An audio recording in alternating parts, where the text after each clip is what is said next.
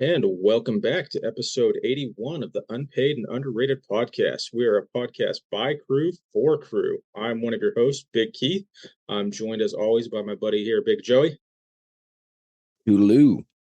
And our special guest this week is one of the Davids. Yeah. Hell yeah, brother. Well, boys, let's go dive right into it. What are we drinking this week? Anything good? I'm alternating between cough syrup and Keats. Nice. It's one or the other right now. What about you, Big Dave? You got anything over there? Just water for me. I'm pretty boring today. That's not a bad idea. I'm going a little water myself, but little Liquid Death sparkling water, Joey's favorite. I saw it at the store today. I was like, it is a pretty tasty one. And I after drinking as much as I did last week, I did not want to drink it tonight. So yeah, little sparkling water tonight, little Liquid Death sparkling water. I do have one of those in my cooler waiting for me. Nice. I have an RPE 10 deadlift tomorrow, as well as an entire work shift, and my kid's first day at school. That time. So I was like, yeah, we're not going to go too crazy on any Keats tonight. Normally, when we record, I have a couple leading up to the podcast because I like spread them out throughout the day. It's like if I'm off during the day, like I'll have one at like 2 p.m. and then I'll have one at like 4 p.m. and I'll spread them out. And today I was just like, nothing until I'm recording. So that's the trick, to just be like so naturally like free and easy when you're on the episode, is just to already have 3 beers deep by 8 o'clock. Yeah. Yeah. And now I'm going to be all boring because I'm sober and sick. Apologize to the listeners if I don't sound like me. I can turn on the Will Arnett voice. We could do it in that voice for a little bit too. There we go. Sound like you're being interviewed by Lego Batman. Oh yeah. It's just me and Dave just going. Was that Family Guy one too, right? When Peter was sick and him and Joe did the deep voices back and forth. Oh, I don't think I saw that one. Oh, okay, yeah, and it was just like going back and forth like they were detectives. I knew you were coming. I told you I was coming. Anyway. What are you wearing? What shirt you wearing? Anything cool? Me? Oh man, I'm pretty boring. I showered after the gym and I'm no Massonomics gear for me tonight. I'm wearing a old APF national shirt. Yeah, there you go. It's still lifting related, so I think it's kind of fitting. Yeah. You know, that's right in our realm. So I'm wearing my a barbell rescue shirt. No one's familiar with it. It's a barbell cleaning company. It's a brush specifically for cleaning barbells. They're actually my favorite like tool to clean a bar. Oh, that's awesome. I've been part of the reason I'm wearing it is I don't want to kind of like guilt one of the hosts in Aberdeen that owns a gym to buy a couple for the gym, because he was talking the other day about how he went to the, he made some offhand comment just about how like there's, he's a gym full of chalky barbells. And I'm like, I don't know, man, I've been cleaning barbells with just wire brushes, regular, did like 4 different kind of brushes as a home gym guy. And this beats the hell out of anything else I've had. I had the one on Amazon a couple years ago, like the one that only goes like 180, where it's just like you just kind of fits in your palm and you go around it, and that was okay. But this is like double that, and it's this one. If anybody's unfamiliar, this one clicks around, and you end up kind of stroking the barbell with this thing. But so Keith, you have the new the barbell for the new one, right? So the new release was just more like color inserts, I think. He released like a colorway, and I was giving him shit because like if you had orange, I'd buy one for sure. But I ended up buying one. I bought one off the actual like owner of the company, like the manufacturer guy at Home Gym Con last year, because he actually recognized me and we were shooting the shit for a while, and I was just like, I don't like change. I'm set in my ways. And then he showed it to me, told me his whole story. And I was like, okay, let's give it a shot. And I was kind of pessimistic about it and got it home a couple weeks later. I was like, man, this was a really good purchase. Yeah. Okay, cool. Cause mine's in the mail. So I'm waiting for it. And just with putting meats and stuff on, the bars are always covered in chalk afterwards. So hopefully. I've been thinking of getting one, but again, after shipping and duties and exchange, I bought the Airwave Mitch Hooper mouth guard because now that I'm deadlifting heavy again for the first time in a couple months, I've realized I'm clenching my jaw. So I was like, okay, I had a hockey one a long time ago, but I hated it because it was just like it was gummy. I said, okay, I'll try the Airwave because a bunch of guys in the Discord said they liked it. And it was $40, I think. I want to say $40 or $30 American, $15 in shipping.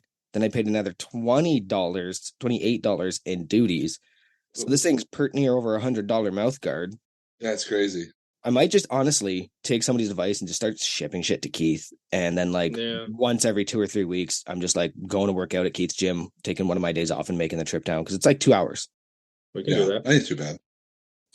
I think Cessny's closer though. Cessny's and it's not Niagara Falls, it's not Buffalo. It's like a suburb kind of Buffalo he lives in. But yeah, he's got to be even closer. But yeah, that's great, especially with you said you were in Buffalo. Or were you in Buffalo or Niagara Falls?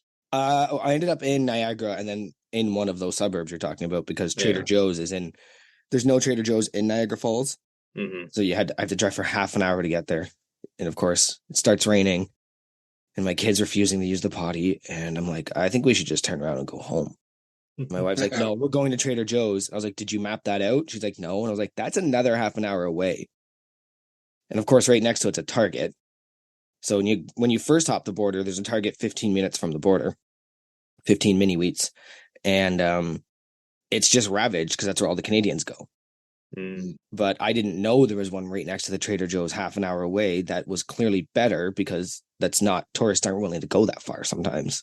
Okay. So we should have done that, but yeah. And then you weren't even in your house or home. You were 4 hours the opposite direction. Yeah, but that's like, it was funny because like I think by the time by the time someone had said something in the Discord that night, like I was home because like most of my days, like I will be two hours from home and then I'll still be home by 5 o'clock. Typically, not the next 2 weeks because I will be out of town pretty much Monday through Friday for 2 following weeks. But like my like day to day, I drove 2 hours, worked for 4 hours, drove 2 hours back, and pretty much that was my day. So it wasn't too bad. Oh, I'm wearing a deadlift till I'm dead shirt. It says, fuck this, I'm going to deadlift. Nice. There we go. And that's spot on for me.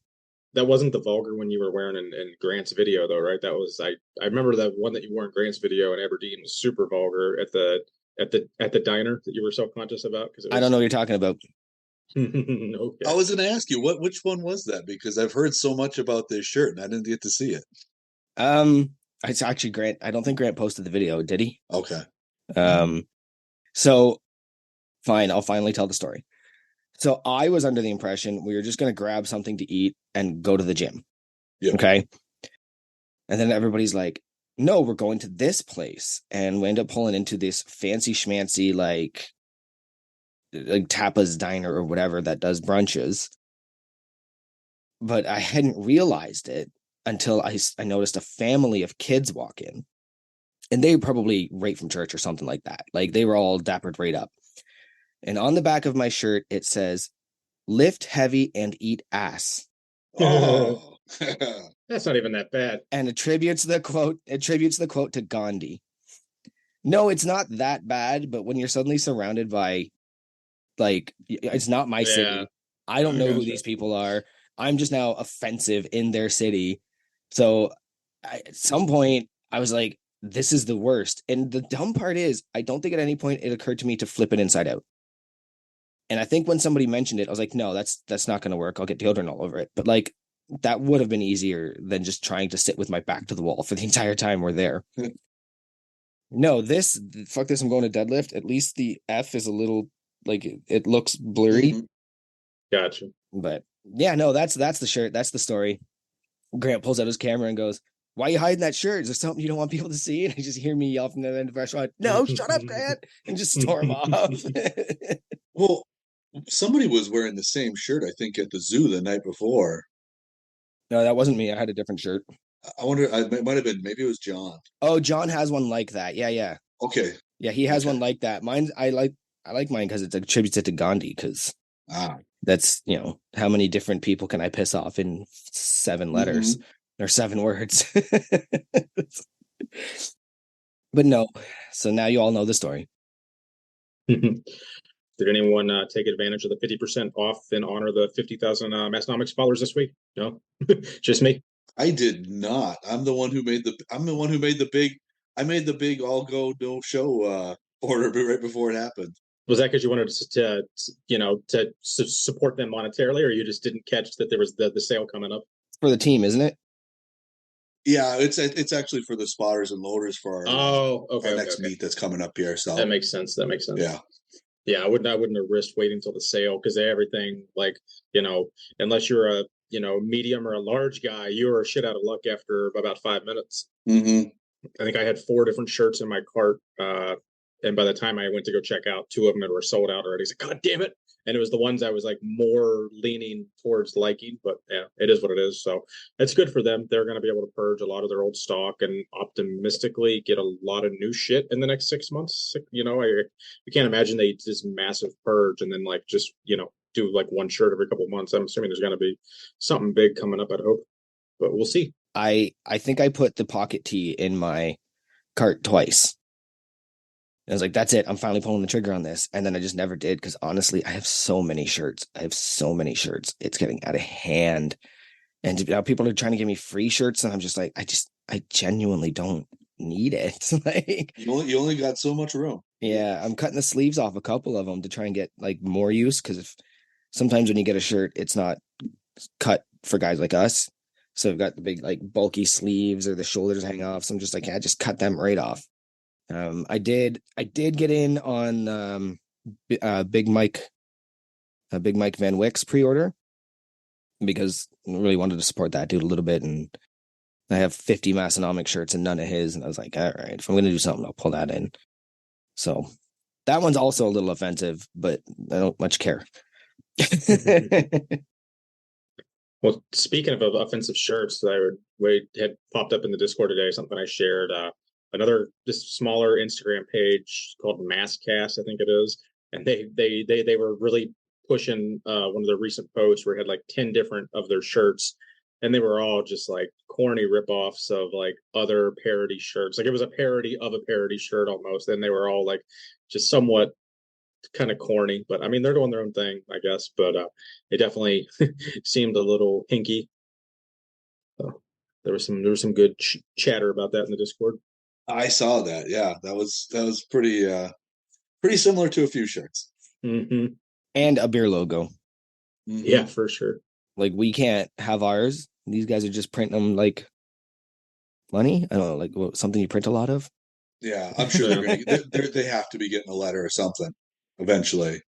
Yeah, I think too. I think they only have like 3,000 followers versus 50,000 followers. So it's gonna take a while for them to actually like get on someone's radar. But true. Was it imitation is the greatest form of flattery or something like that? Yeah. So I guess Massonomic's doing something right, I guess. Yeah. So what about this past weekend? Depending on when this comes out, it might be like a week and a half or 2 weeks, behind. But we're just getting back from Labor Day. It's going to be a short week, so I think most of us had Monday off. Mm-hmm. And I did have to Google this. It does look like there is a Canadian Labor Day also. It's just got that extra U in the spelling. Mm-hmm. So, and is the premise the same? Just like honor, like. I'm assuming it's the same Labor Day. Yes. It's not like it's... Yes. Yeah, it's got to be... I don't know. Yes, it's to honor workers. We have 3 days technically in Canada that we recognize, which is the Day of National Mourning, which is April 28th for workers who were killed or injured on the job. I used to go to a lot of those. My father was a very big part of getting that established up here, actually. It's not a holiday, though. May 1st is called May Day. Some people should know that, some people don't. But that is actually also a labor-friendly day. And then you have Labor Day. The city that I'm in particular, was very, very active as far as unions and workers' rights. And because I have all steel mills, like I said last week, right? One of the cooler things we had here was something called the Knights of Labor. Okay. They were a bit of a secret society that were founded and localized here. So if you ever get a chance to Google them, I don't have a ton of history on them. I learned about them in school, but I wouldn't be able to tell you anything other than like weird, shady, like chalk markings is how you found them, stuff like that. Like they were boots to the ground labor activists. So labor union or Labor Day's a bit of a big deal, at least in our household. At least it was. Okay. I used to do the parade every year because my father was running it. So we would go down and do that every year. Then he retired and he doesn't do that anymore. What about you, Dave? What you and the family get into this weekend? Oh, let's see. What did we do? We went fishing. Ate with the family, the in-laws. It's at the wife's parents, and yeah, that's about it. Pretty low key. Stuck around town. Nice, yeah. I'm big on that. We think we did one of our really good friends had a baby shower Friday. We went to, and just kind of I don't think I left the house for 3 days after that. It was the best thing ever. Yes. Just nothing beats a staycation for me. As long as I still get a little bit of socializing in every now and then, but I'll take a staycation over being busy any day of the week because I got enough stuff to keep me busy just with life. We had a bunch of our friends over on Labor Day itself, on the actual holiday. Did a barbecue. The kids all got together and did kid things in the backyard and on the trampoline and stuff. So then it was just like getting ready for Orange school. Like it was, as soon as Labor Day was done, it was like head down, gear down for his first day of school. So that's like legit, like that's like first grade, first day of school, or like junior kindergarten. Okay, So okay. So today was his orientation. I had it all messed up. Tomorrow was his actual first day, but I'll be at work. So I've got to I'm going to miss him leaving, but I want to be home when he comes home. Or if I have to go get him, which is also likely. But anyway, it is hot. it is. In my office right now. Like it is. Yeah, I'm gonna turn my ceiling fan off. Why it's speaking of it, how it's so hot. It's like face melt. My ceiling fan is on, and my air conditioning's on. Last few days here, it's been crazy, like 90s, and now all of a sudden it's like dropped into the 70s, and it's like, okay. We had a bit of rain today, and I'm hoping that kind of cuts whatever's going on. But all it did was bring up mosquitoes. It didn't really do anything. Yes, we have mosquitoes in Canada. Yeah, it was. I think it's been 90 here the last like 3 days. It's been miserable outside. I was on a ladder half of today, putting up some light fixtures outside, just getting this. I couldn't put enough suntan lotion on to save my life. Honestly, it was brutal. So I trying to. But I think it is supposed to have like a 20-degree drop tonight, hopefully. So I'm optimistic tomorrow won't be as bad. Mm-hmm. Nice night to open the windows.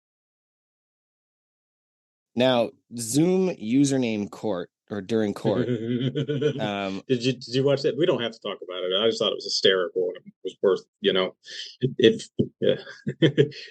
Go ahead, describe it, because like I do have like a weird story.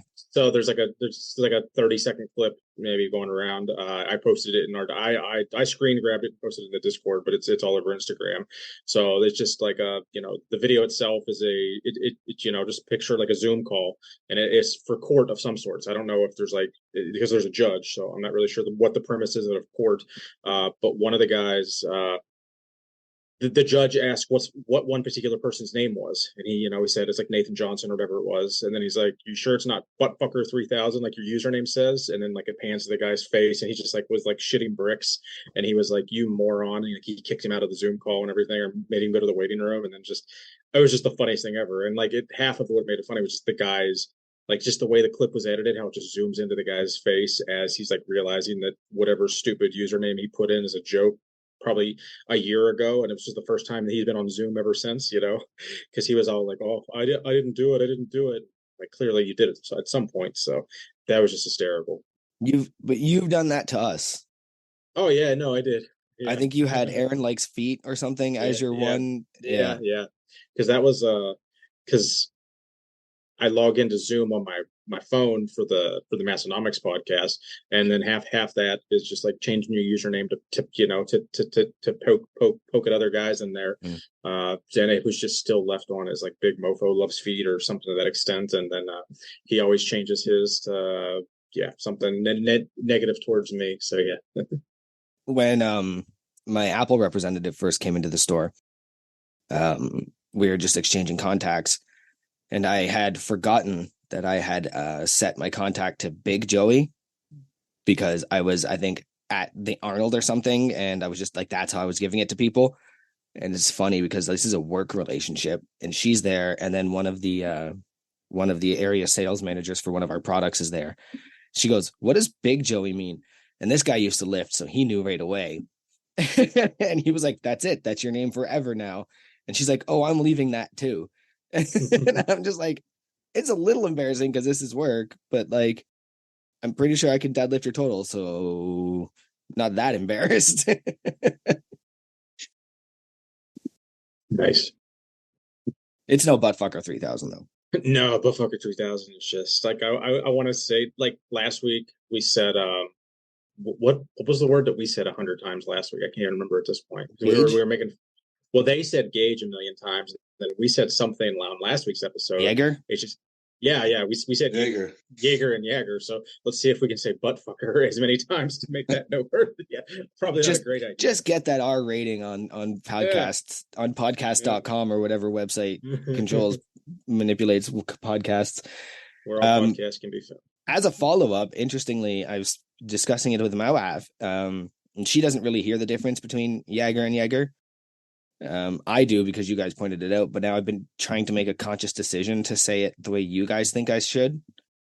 It feels weird, doesn't it? No, I have an exercise you could do about crossing your arms, and the longer you have it crossed the wrong way, the more comfortable it gets. So it will get comfortable. But I just think it's silly. It's Jaeger with an A, not an E. You guys in your Jaeger? Well, we want to get to one of our long-standing segments here where we rate last week's episode of the Massonomics podcast. Sure do. All right.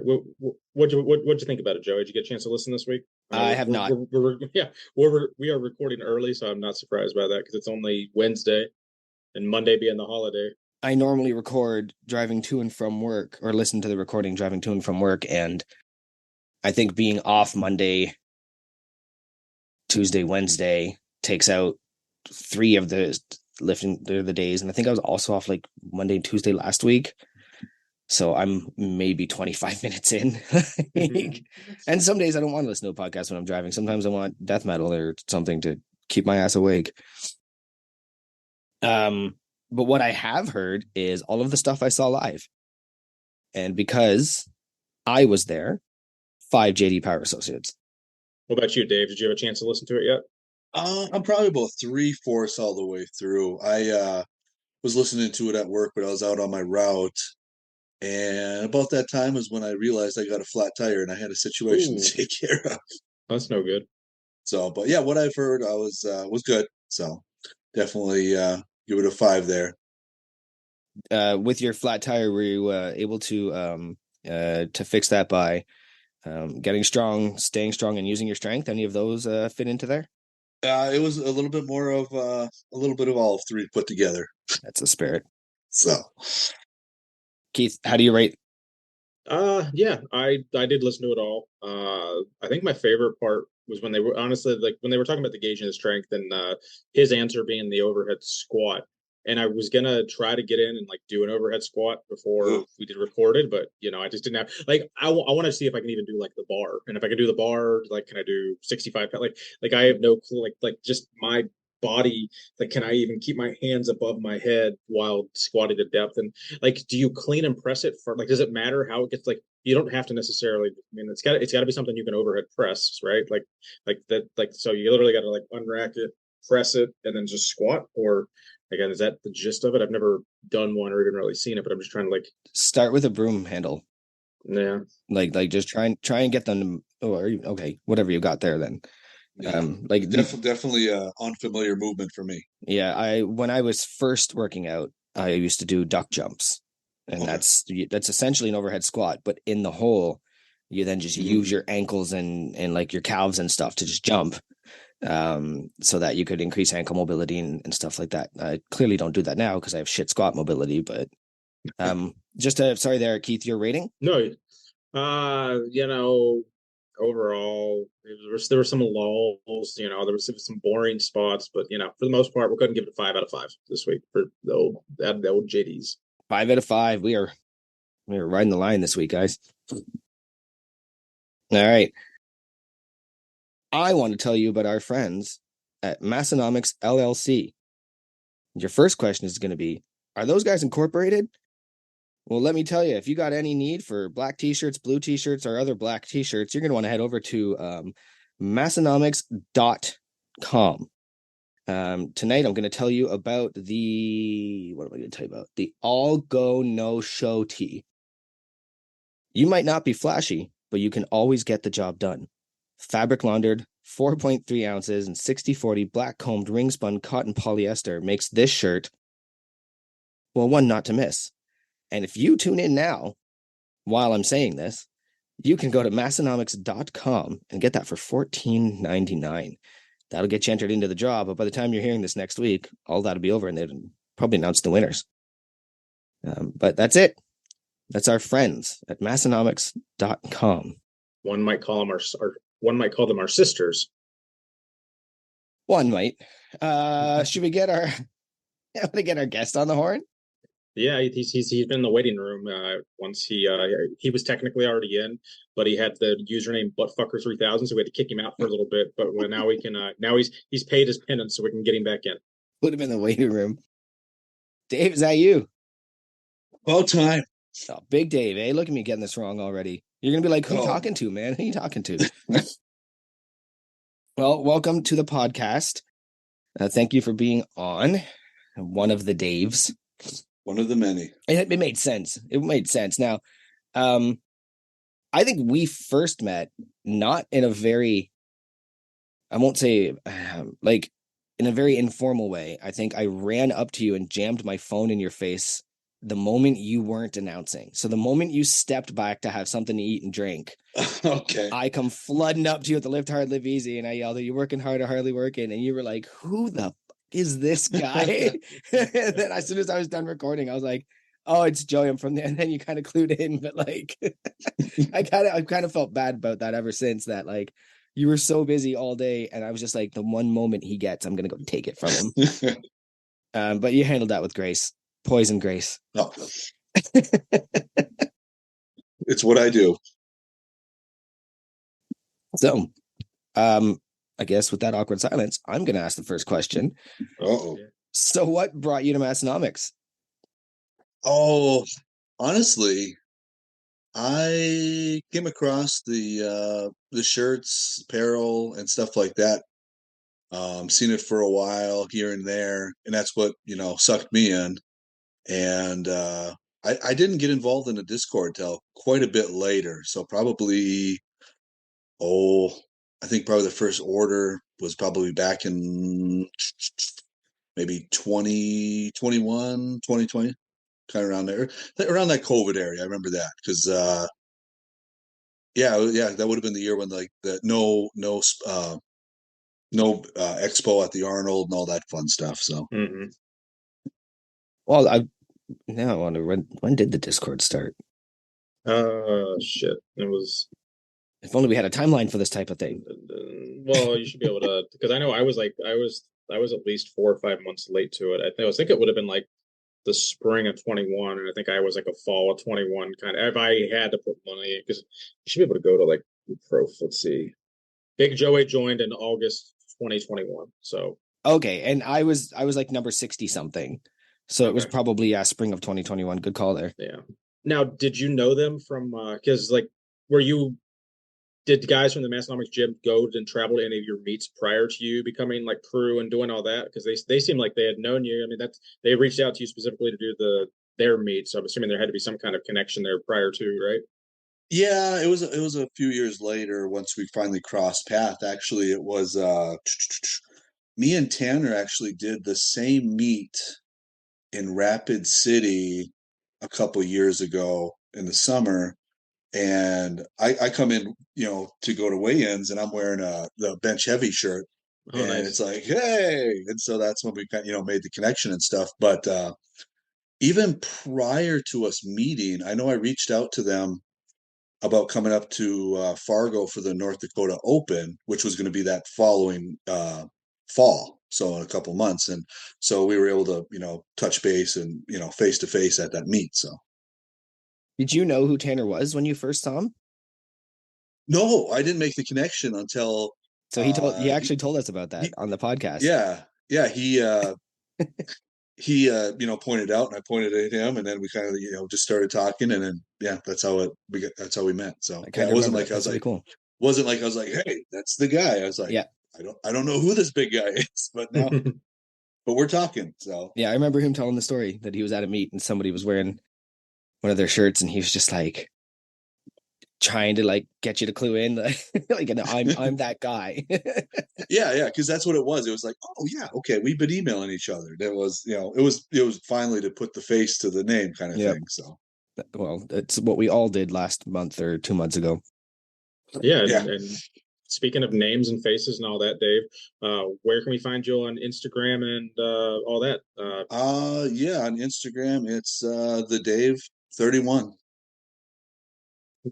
Now, do you have a heart? Do you actually manage your other two powerlifting Instagram profiles? Does your wife help out with one of those? Because I, as someone who has permissions to three different profiles, I know how much of a pain in the ass that can be sometimes to keep everything straight.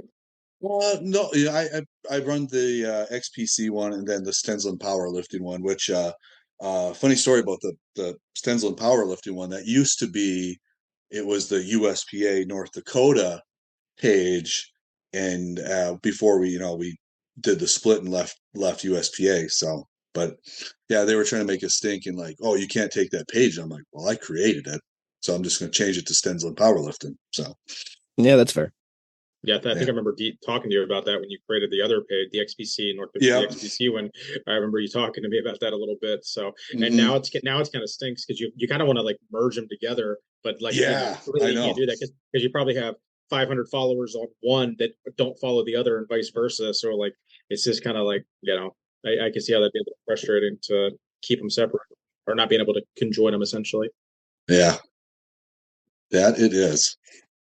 Now, do you prefer Dave or David though? I think we've gone back and forth a couple times. Uh I go by both. No matter, it's yeah, depends on the audience. David. David. We're gonna call you David just to make everything a little more annoying for all of our listeners. David.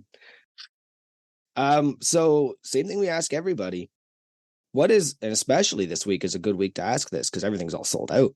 What is the one piece of Massonomics merch that you wish you hadn't missed out on? Buddy Light. That I know it's going to be a common answer because same, bro. Mm-hmm.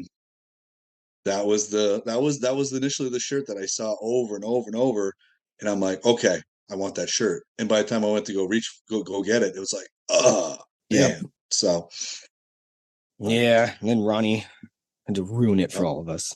how dare he? Who does he think he is? I feel so bad for that guy when you see him and like everything in the last 10 years, just like so like because I'm assuming it's all from his hips. That's why he's like Mm-hmm. literally can't like he's like wheelchair bound for the most part, and you see him on his Yeah. crutches. I Mm-hmm. think did everyone see the video of him and Arnold training together a few months ago? I think at Yep. at the beach out there. That was kind of cool, but it was still like just seeing him have to like like hobble over the machines and stuff. Like God damn, he just destroyed his body over the years. Yeah. No, it's definitely crazy seeing him like that. I think the first time I saw him was at the Olympia, and I saw him just by himself, and I was going to go up there and like say hi to him, and then about 5 feet in, someone jumps in front of me, and they're like, "Oh, that's going to be $40." And I was like, "What?" Yeah, Yeah. celebrities. Mm-hmm. I was like, "Oh, okay then." $40 to meet a guy. He's right there. I know, and yeah, exactly. I think one of my buddies had a similar thing with it was Juji. Juji had a booth where he was charging like X amount of money to be with him. And my friend must have just walked by before they had that set up and was able to get a picture with him and talk to him for a couple minutes. And then after that, there was like a line of like 100 people willing to pay like 30 bucks to talk to him for 10 seconds or something. So he was he's really happy about that. He made it his profile picture on Instagram. Yeah, it's crazy when you see that like the Olympia, the Arnold, and yeah, it's crazy. But people will pay to that 10 seconds to shake a hand, maybe take a picture. I mean, I don't blame like that guy's got to make how much money is he making off the other stuff? Like some people, if they're there doing that, it's like it's an I don't know, the extra revenue could be the matter of him paying his mortgage or something. Maybe not necessarily Ronnie, but like there are people that are like, past their prime in any kind of sport, and now all they have now these like meet and greets and shit. Like not necessarily just bought it, but like I'm thinking more like professional wrestlers. Yeah, like, that's what I was going to bring up. Yeah, professional wrestlers are like that, man. Like they can't work anymore, Oh yeah, right? they're beat And up. Some of just them. being paid for appearances isn't really cutting it. So that's like Hmm. it's what they do, right? Why wouldn't they? Yeah. We did have a wrestling question for you from one of our Oh. crew. It was I can't find it right now, but If you were a pro wrestler, what would your name and gimmick be? Oh man. It's crazy you asked that is because Fargo has a wrestling school. So I have actually kind of teetered on like, well, maybe going from powerlifting to power bombs. I've thought about it. I've actually been asked. I've actually been asked to show up and but I'm old as shit. It's one of my biggest regrets is not getting into wrestling school when I was young and Mhm. had the chance. There was one right down the road from me, but I was just scared and didn't go. But like I could have. Same here. Same here. Now I'm like, oh man, I got lost all the flexibility and fast movement. And I'm like, now I'm just big and slow. Yeah, Sting is still doing it. Yeah, is he exactly. really? Yeah, he's still Sting's going through tables. He's taking big bumps. He's got to be 60. Yeah, he's Like over I that. feel like most people feel like anyone in our sub masters, early masters age, everyone we watched wrestling when we were like 12 to 15, like they almost all are out of it by now, or just like right on the cusp of getting out. Like I did, Sometimes you can't get out. yeah. So what's the question there? What's the answer? I was gonna steal something off of like a Sergeant Slaughter, go that kind of route, like a drill sergeant, military kind of thing. Yeah. Could see that. Mhm. Well, okay, I got a good one here from one of the hosts. Ooh. If we lived in an alternate universe where you couldn't both lift hard and live easy, you can't live hard and live easy. You can only do one. One or the other, huh? Which would you choose and why? I think I'd go with the lift hard. I love lifting. That's a fair answer. Like yeah. And and I mean, and I'm not much of a drinker either, really. I mean, probably the last time I drank was actually at the Lift Hard Live Easy.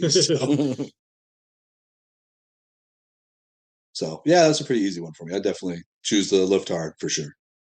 I think I'd have to go with that if I was on the if it was on the if one was on the chopping block, you know. But if you look at it that way too, it's like lifting hard's obvious. Like it's some sort of physically lifting something. The living easy, that could be interpreted a million different ways. I think everyone interprets it as just like the skull drinking some beer, but like living easy could just be relaxing, you know. But still, like I guess out of those two, yeah, it'd be harder to give up some kind of lifting than I guess all my Hmm. other vices. Agreed. Now speaking of you had mentioned the lift hard live easy, and you had a little drinking that weekend. I'm sure that wasn't your favorite part of the weekend, but what do you think was? Honestly, the whole thing together, I mean, just because it was such a different meet than we've ever done before. Um, like it was just, like honestly, I really liked the get together at Tanner's before the meet, just because that was something so different than other meets that have done that. Yeah, agreed. I think most people that had been here, I mean, I think everyone enjoyed, the zoo, but I think a Mm-hmm. lot of us still enjoyed Tanner's, Mm-hmm. or if the lucky handful of us that were in for Pounders that night before, Yeah, yeah, just all those like intimate kind of just conversations we were able to have, especially more like I would say the Pounders and Tanners because like they weren't everyone at the zoo was exhausted and drinking heavily and like hey, I don't know.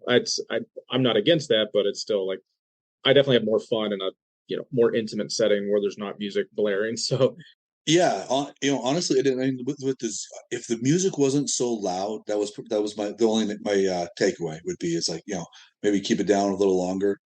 yeah, Just from a day of yelling on the microphone to trying to have a conversation, a couple hours later, it's my voice is pretty shot by then. So Yeah, my voice was dead by the end of the zoo, from what I remember. yeah. But yeah, no, I definitely that I liked the everything that we were able to put together for that meet. It was just such a different, unique meet than anything else. So now and how much of that was like because I mean you were the meet director, but Tanner and Tommy were more or less like they did a lot of the like what was the how much what all did they do versus what all did you do? I guess. they did a lot of the on the ground stuff there because they were in Aberdeen getting like They lined up the venue, a lot of like the promo stuff that they did on their end, like, obviously the billboard and the pamphlets and stuff like that, which was really cool. And a lot of it was just being on the same page with what we wanted to do with the meet itself. So that really, it was a really good that we, teamed up for that together, being on the same kind of page. What we wanted out of the meet, we wanted it to be a fun, memorable event. And I think that's where we really came together, is the fact that it was an event versus, a powerlifting meet. And that's one thing that we've always done with, like, even our local meets here that we do in Fargo, is we try and make it a weekend event. Even if we're doing a 2-day thing, we'll bring a seminar guy in and do stuff like that too. So So what you're saying is meat directors don't only just direct meats. yeah,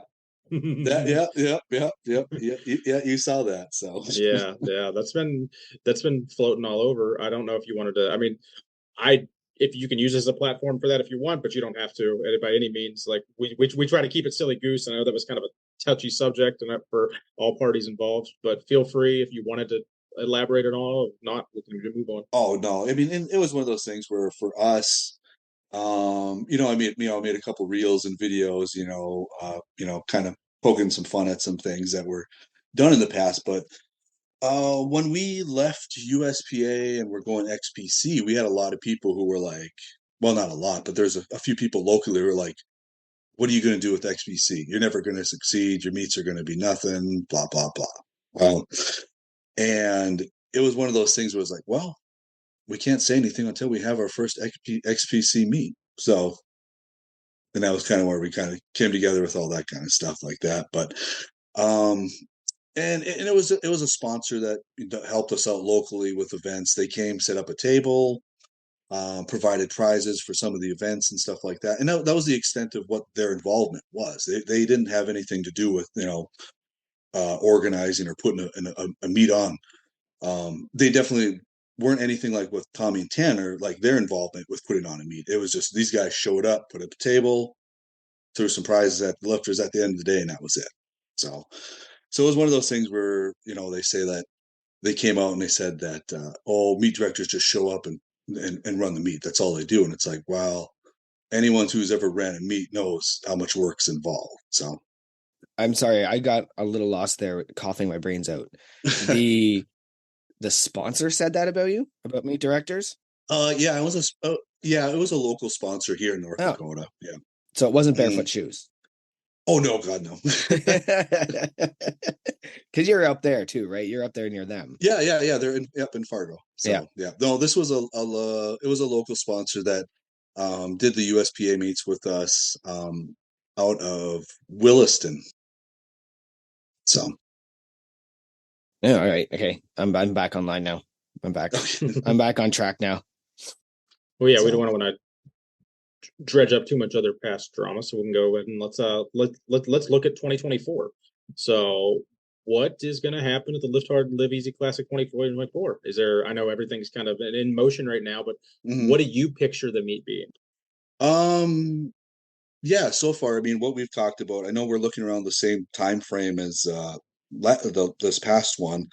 I think the weekends we're looking at are the last 2 weekends of July, which I don't think that's a surprise to anybody. I kind of think that's what the consensus was. Did reach out to Gino, and Gino definitely wants to come and announce, so that'll be fun. He said basically let him know what weekend it is, and we're going to make it work. So he'll be there. That'll be sick. So yeah, that's really cool that he's excited to be a part of this too. So I will probably compete in that as well. Yeah, there we go. Yeah, I've got one coming up in December. Okay. Maybe I'll do another one in between, but I might even do a strongman if I can gain some weight, but I'm not missing out this year. Yeah. I know they mentioned that they might lift Tommy and Tanner too, so that might be something. But it's one of those things where, I mean, with helping put together a meet and helping organize it, and then competing in it, that's definitely going to take a toll on you. Just get your memes ready of Obama putting the medal on Obama. It'll just be Tanner putting it on Tanner. Get him ready, guys. Yep. Get him ready for next year.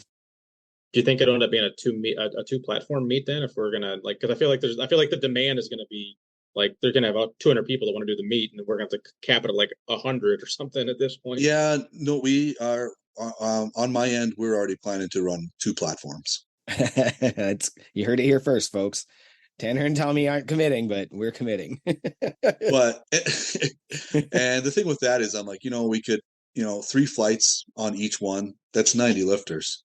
Yep. Yeah. So, I mean, I think that should be would meet the demand for sure. So Now, you mentioned that you might do something cool. Obviously, I think we're both wrestling fans.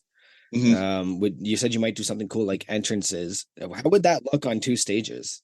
Yeah, so I'm already looking at what I would do is I would have one entrance in the middle of both platforms where they would come out. That's what I'm envisioning. So, yep, then that way either you're going to go right or left on which one you are.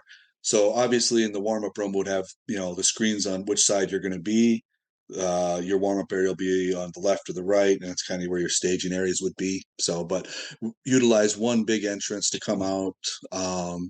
What I'm looking at is literally trying to recreate something like from the old WCW, like Nitro entrance with the truss, maybe some big letters off to the side, maybe a little XPC, LH, LE kind of thing. I'm putting it out there now. I'm going to do Sandman's intro from ECW, where he came through the crowd and drank like 6 beers on his way to there we go. There we go. But I do have a question. Do you think Rule 17 would play my introductory music? Oh, we're in hurts of a drummer these days. That's actually the missing link for the last couple of years. It's always the missing link because you get a good drummer and they're dicks. Yeah, no, we definitely had a little bit of a falling out with our drummer, and he had some legal issues, and it was like, okay, we're gonna go this way. So tell me about Rule 17 or Seventh Seal for whatever reason you got sued. Oh, well, no, we got threatened to be sued. Yeah, when I moved to Fargo, I played bass like in high school and stuff for bands, and there was someone that reached out to me about playing bass for their band in Fargo, and it was basically original metal music. The covers that we did were like Iron Maiden, Megadeth, Black Label Society, Dio, Pantera, and stuff like that. So we went with by the name Seventh Seal, and then we did that probably good 2-3 years, maybe a little longer. We actually did do a CD. And then shortly after that, we got contacted by a band that spelled out Seventh Seal. We did the number 7th and Seal. And it was some Christian rock metal band out of like Maryland or something. Yeah. Apparently they already had the name or whatever. So we ended up going through a few different name changes, and we finally settled on Rule 17, which was a play off of Zombieland. Because if you've seen the movie, he has like these certain rules that he has to follow to survive. Oh yeah. I don't remember the Rule 17 though. I only remember double tap and cardio. It was it's the one rule he ends up breaking. Don't get attached. Don't be a hero. Oh, okay. Yeah. So. Well, that's fun. Yeah. So. All right. Now I'm gonna add something into over. Are you like I feel like you're like our 7th bassist to be on the podcast. I feel like out of all that's like the seems like the go-to instrument for the crew to play has been bass, unless I'm misremembering. I feel like we've had multiple bassists. But I want to as I want to get back to the meats and potatoes a little bit of this 2-platform meet real quick. How many combos? Like I personally feel you'd almost have to have 6 combos in the back, like 6 combos. That's the plan. Yeah, just 4 or 5 would just be shorting somebody, that was so. Oh yeah, no. I definitely would. We would definitely have 6. We're actually running our first. This is going to be our test run for a 2-platform meet here, the King of the North, which is in April, and that's going to be a 2-platform meet too. We're doing it 45 and 45 on each platform, and we'll be doing 6 combo racks in the warm-up room, and then we'll do another Texas the platform. So Perfect. mhm. Yeah, they kind of threw us for a loop running the ghost combo at the meet, because I think I had like you had mentioned you were gonna. I mean, it was cool, I loved it, but as I guess someone like I'm actively like shopping for a combo rack. I want to either replace one of my squat stands with a combo rack, or my bench press, like my competition bench, with a combo rack. But it's just like logistically, I have to do a lot of rearranging and downsizing a little bit more in my workshop to kind of Mhm. make it fit without making it just be a clusterfuck. But I'm always like on my mind, like anytime I'm at a public gym that actually has, the couple public gyms I go to actually typically will have combos because I find good ones. So I'm always like, okay, well, I like how the ER feels, but it's so lightweight, and I got no way to bolt it down. And I know the Texas, it does have the flanges you can bolt it down, because I would want to like actually tap con it down. So I've kind of been a combo rack connoisseur as of late, just trying to like feeling them out. So Um, yeah, I mean, I like the ghosts are really nice. They're super heavy as well, but they're also pretty expensive. yeah, they're like 9 grand. It's Yeah, crazy. whereas Texas, you can get brand new 3,400 maybe. Yeah, that's what I saw. Yeah, So so like, and then the other also too is it State of the Arc, and I think they're up in your area. yeah, he is near me. So the bench that I have is him. He's Okay. his quality is, I've seen really good things about it and really bad things Okay. about it. Okay. Like but I have basically I've done a couple deals with him and had mixed results. So like I don't know that I want to give him $3,000 for a combo rack. At that point, I'd rather give take a shot at Texas, maybe Texas Drink System or ER. But I know a lot of people that have his stuff. I've had I've talked to a lot of people, and it's very mixed reviews on his equipment. And I mean, but I've used his combo a lot at USPA meets locally. It's just, I don't know, if I'm going to splurge, I kind of want to go with something super fancy. Yeah, we've had no complaints with our Texas. I mean, it's held up. And what was nice with that too is we didn't when we ordered it, we didn't have to do the one big chunk all at once because there's such the lead time on them. I think they were out like maybe 8 weeks at the time when we ordered. So it was like half now and then half when it That's not bad. ships. So that was nice not to be, here's, $3,400. That's So funny. Like looking at Joey right now, I can kind of like I imagine that's how I look like when like he's talking about music or something with with the guest for like a couple minutes, because I'm like, all right, I guess I this is everyone has their own like really niche things they really enjoy, and anything like fitness equipment I could talk about for hours, but I don't want to bore everyone much longer. But Oh, let's see. it's really also just because the baby just started crying, and I wanted to make Gotcha. ah, sure it wasn't getting picked up on the microphone. No, you're good. You're good. Uh, So your weight, so Katie told me something that kind of took me by surprise. You just got into powerlifting like in 2017. I figured that caught me off guard. yeah, That's like 5 years ago, and you've been a meet director for a couple years now. So tell us that whole story of first powerlifting meet and then transitioning into a meet director. I got into it really late in life compared to most people. Which I mean, I always lifted heavy, training for sports and stuff through high school, and I still lifted fairly heavy in college as well. But um, afterwards, it was just kind of like, I'm just going through the motions, and in the gym and stuff like that. Nothing motivating me to lift X amount of weight or nothing. And I went to a local bodybuilding show, and in conjunction with that, they had a team powerlifting meet that morning of.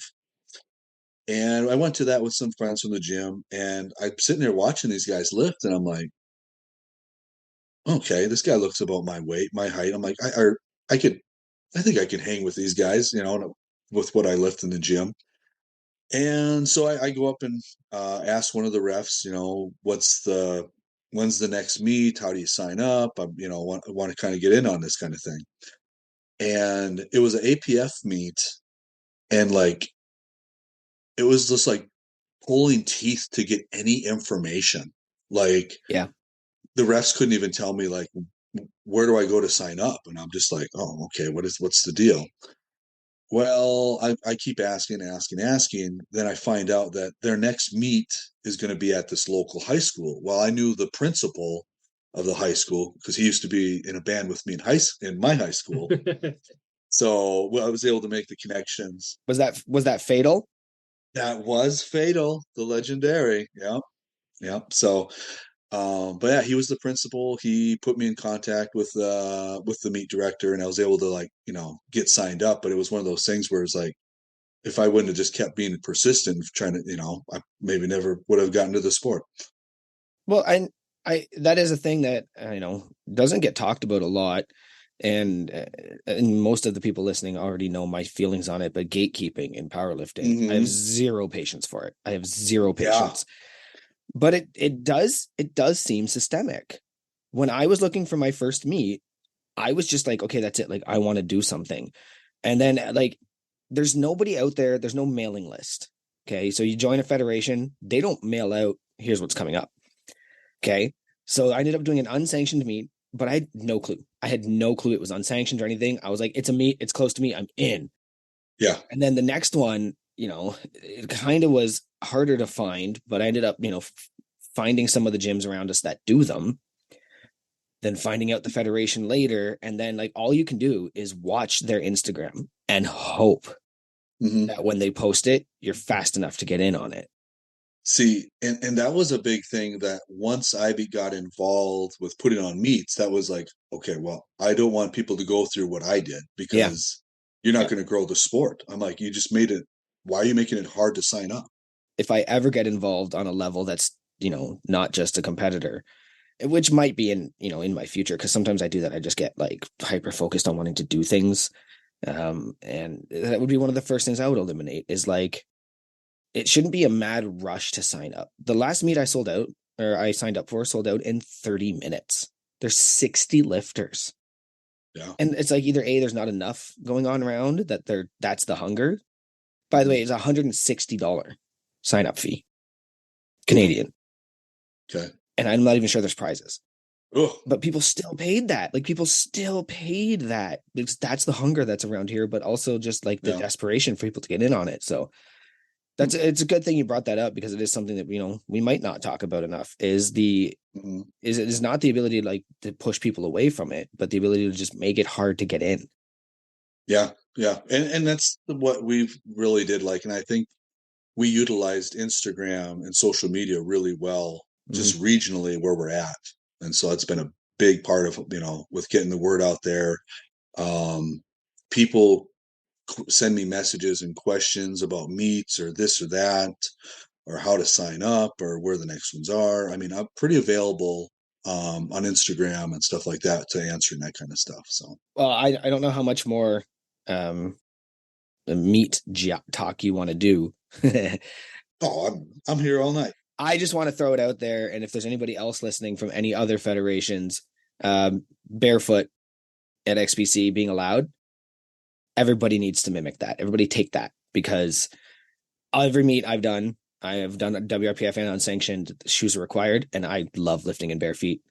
I went and bought barefoot shoes, so it's not too big of an issue, but if I didn't have to wear shoes, I'd feel so much better. So I commend you on that. Yeah, and I think honestly, the only ones that allow that is XPC, and I want to say RPS. Yeah, for sure RPS. RPS is very loose on the rules like that, I feel. So because I think that's the other federation that Lindsay Gray competes in too, and I think that was her other big draw when she found out that she could do barefoot. So she said that about XPC too. Like, she was like pretty excited about that, and I think I would be excited about that. I think that is, and if that's how you train, why not? If you can compete that way, do it. Well, I used to always train in bare feet. When I found out you couldn't have bare feet at a meet, I then started to have to buy shoes, and I hated it. I hated having to find them, having to wear them, having to it wasn't comfortable. I spent like $200 trying to just find the right shoes. Of course, I could have just bought barefoot from the beginning, but you don't know what you don't know. Like, I didn't know there was such a thing as barefoot shoes. I was buying those crappy Rascal ones or trainers from Foot Locker or whatever, right? So Rascal. Oh, yeah. Nope, swear word. We don't like Rascal around here. Nah, not after their customer service. Oh. So how does one go from, interestingly, you said Sergeant Slaughter and not Big Boss Man? That was another idea though. How does one go from corrections to FedEx to lift meats? Oh, let's see. I think I did corrections basically right out of college. Got into it with the plans to move over to patrol. I did it and I got into corrections and I got promoted so fast that it Yeah, was ridiculous. I was gonna say like, and you were really good at it. And it was one of those things where, I mean, I was really good at it. I got, awards and, I made captain before I was 30 or something. And it was just one of those things where the job just took so much time from my life. Like the fact of my phone was going off nonstop in the middle of the night on days off, and it was just one of those things where it's like, oh, hey, so and so is being combative. Oh, so and so is on suicide watch. And it was just in my position, I was just nonstop there. Yep. Even if I wasn't there, I was there mentally, regardless. Always connected. I get it. And so that was a big thing that, it was really a big strain on like our marriage. And it was just made one of those things, decisions, and um, ended up moving back to Fargo. And it was just like, I took a job with FedEx and oh my God. I mean, it's so much less stress, but just so much, just marriage wise, it was the best thing I could have did. Mm. So there's some days I miss it. If I was to go back and get involved in it, it would be more online as a instructor Mm-hmm. position like that versus going back and working the cells and working the cell blocks and stuff like that. So All right. So FedEx over the prison system. Got it. Got it. oh God, yeah. I love the fact I just go out on my own, do my thing, and go home. Yeah, I had somebody the other day, I think, trying to poach me from my job. Mm, How long you been doing this? And I was like, 10 years in October. And they do are you happy? yeah. Right. And I was like, probably not, but I was like, with the Yeah. benefits I get in the RRSP, and then I just had to make it very clear.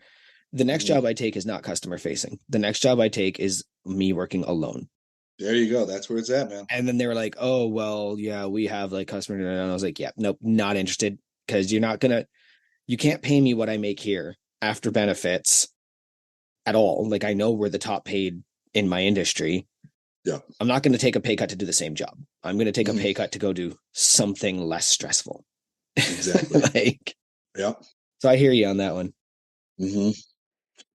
But yeah, I mean, going from that to getting into running meets. So I got into powerlifting like 2017, whatever it was, and I did like the local meets here. I did APF, and then out west they did USPA, and I went out to and did that those meets.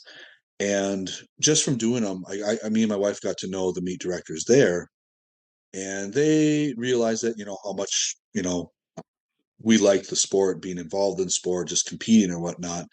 And they asked if I would want to help out and become a referee because there was only so many referees in the area for like Montana, North Dakota, and South Dakota. So I went through that process, and before I could even ref my first meet, I want to say, they ended up stepping down with just random drama with them in the USPA office or whatever. No. Big surprise there. Who would have guessed? I mean, huh? So, Dipshit Dennison over there. so speaking of, I randomly get a phone call from him, and he's like, "Well, everyone said you're the guy that to talk to about running meets in North Dakota," and I'm like, I haven't even refed my first meet. I don't know. I'm like, and so then he's just like, well, would you want to be the state chair or whatever? And I'm like, well, I don't have any equipment. I don't have any of this. I don't own a gym. I don't. And he's just like, well, no, that's fine. There's meet directors that you could, work with that'll come in, and you guys can like organize it and help set it up. It's like, okay, whatever. And so we set up our first meet. I reached out to Al with Squat to Depth, and he came up from Missouri and he did a meet in Fargo. And so that's how we, did our first meet under him. And then we did another one with some people from Montana that came in and did the same thing. And then we realized it was just like, why don't we just cut out the middleman? If we're going to do this, we'll do it ourselves. That way we got more control of how we want to run the meets and what, the direction and vision that we want to do. And that was kind of all that 2019-ish area kind of. And so we slowly just, bought a combo rack, bought some kilos, and, the warm-up stuff was stuff that we used at the gyms and stuff like that. So, and yeah, we started out, did our first meet at Metroflex, and we outgrew doing them in local gyms because we got so many lifters and such big crowds that we had to move to like event centers like hockey arenas and stuff. So That's a good problem to have. yeah, I mean, that's one of those things. I mean, we must be doing something right, I guess. So Yeah, it sounded like once you make that step, it's like, okay, well, now I got to buy 4 combo racks and I need 6 power bar. As you can't get away with just using the public gym squat racks, the warm up room at that point. But it sounded like it kind of naturally progressed pretty quick. That had to be that was just intimidating. Just being like, okay, I've done like a meet, and I'm maybe going to be a ref. To now, I'm like the middleman hosting meets kind of for a couple years, and now I'm just going all in. Like that's crazy. Um, so here's one for you. What do you enjoy more, competing or directing meets? Actually, I really like directing meets. It's just one of those things it's really satisfying watching the lifters, and especially the first time lifters who come out and, hit those PRs and give them an opportunity and a place to do that, because there wasn't really that kind of a thing when I was competing. Like they were just such small little, you're in the back corner of some gym somewhere. Whereas now these are, we've grown into like actual big events where, you got people coming from, I mean, states all over the place, North Dakota, South Dakota, Wisconsin, Minnesota. I mean, to what we had last month, back in July, what Scans came, how far to come to that meet. So I think he's the only one to come farther than me. okay. Yeah. So it's really satisfying just to have that love for the sport and see lifters come out like that. Was there anybody farther than Scants or me? I don't think so. I think You and I had to be almost the same then. I drove for 21 hours.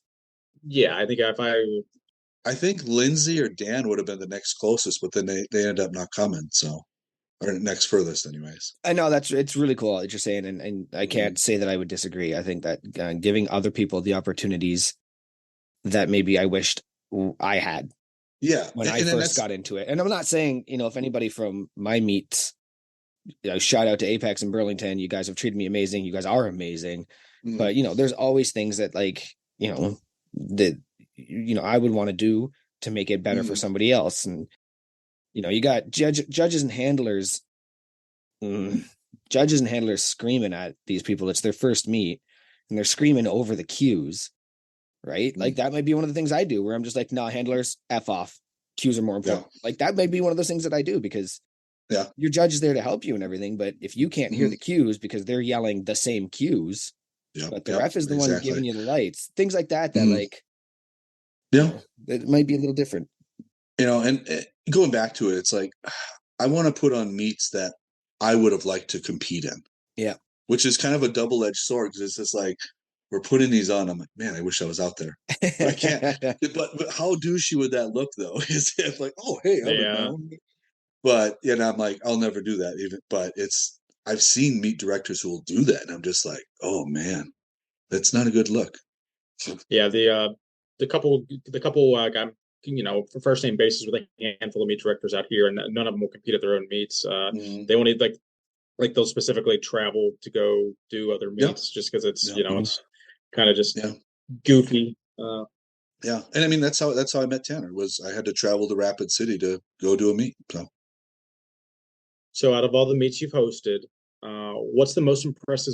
What's the most impressive lift you have seen? Or you can go male and female if you want. Like what are some of the biggest? Doesn't have to be the biggest, but just like however you want to, however you interpret most impressive. lifts that you've seen at meets that you've done? We have a a handicap lifter who's actually been coming out to a lot of our meets, and he's done probably 3 or 4 of our meets, and he has a prosthetic arm. And so when he deadlifts, he has to use like the harness and stuff. But even just watching him, balance, squatting, and even benching is pretty impressive. Yeah. So yeah. Was that one-armed Turk? No, this was Devin. He competed with me at the Arnold this past time. Okay, So, one-armed Turk is a crew member, and he does the same stuff. okay. Yeah, that's really dope to see. I'm glad that was a good answer. Yeah. All right. I guess I want to take a shot at some of this stuff too. Yeah. Not just heavy metal here. We already did all this. Like we've powered through this. This has been very informational. Hey, I love roller coasters too. Oh. And apparently you've got a story on why you don't like the spinny versions. Oh god.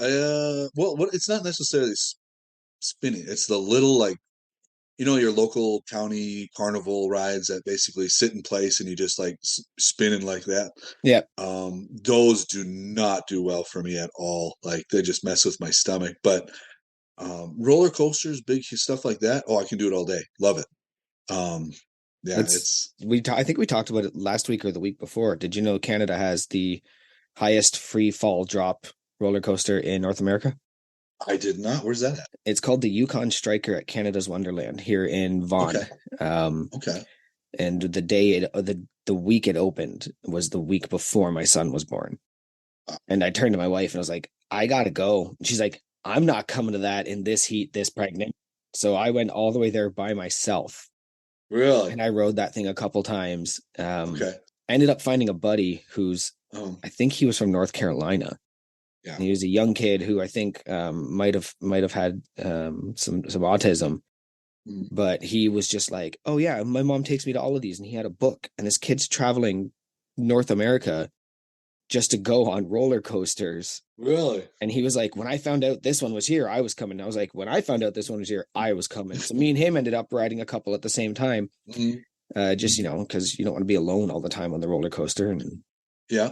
No, we just got our kids into it here. We started them pretty young at like the local carnivals and going on rides and stuff. Yep. And then just kind of, progressively went to like bigger and bigger rides. And we took them to Disney a couple years ago, and they pretty much went on everything they could, height wise for them.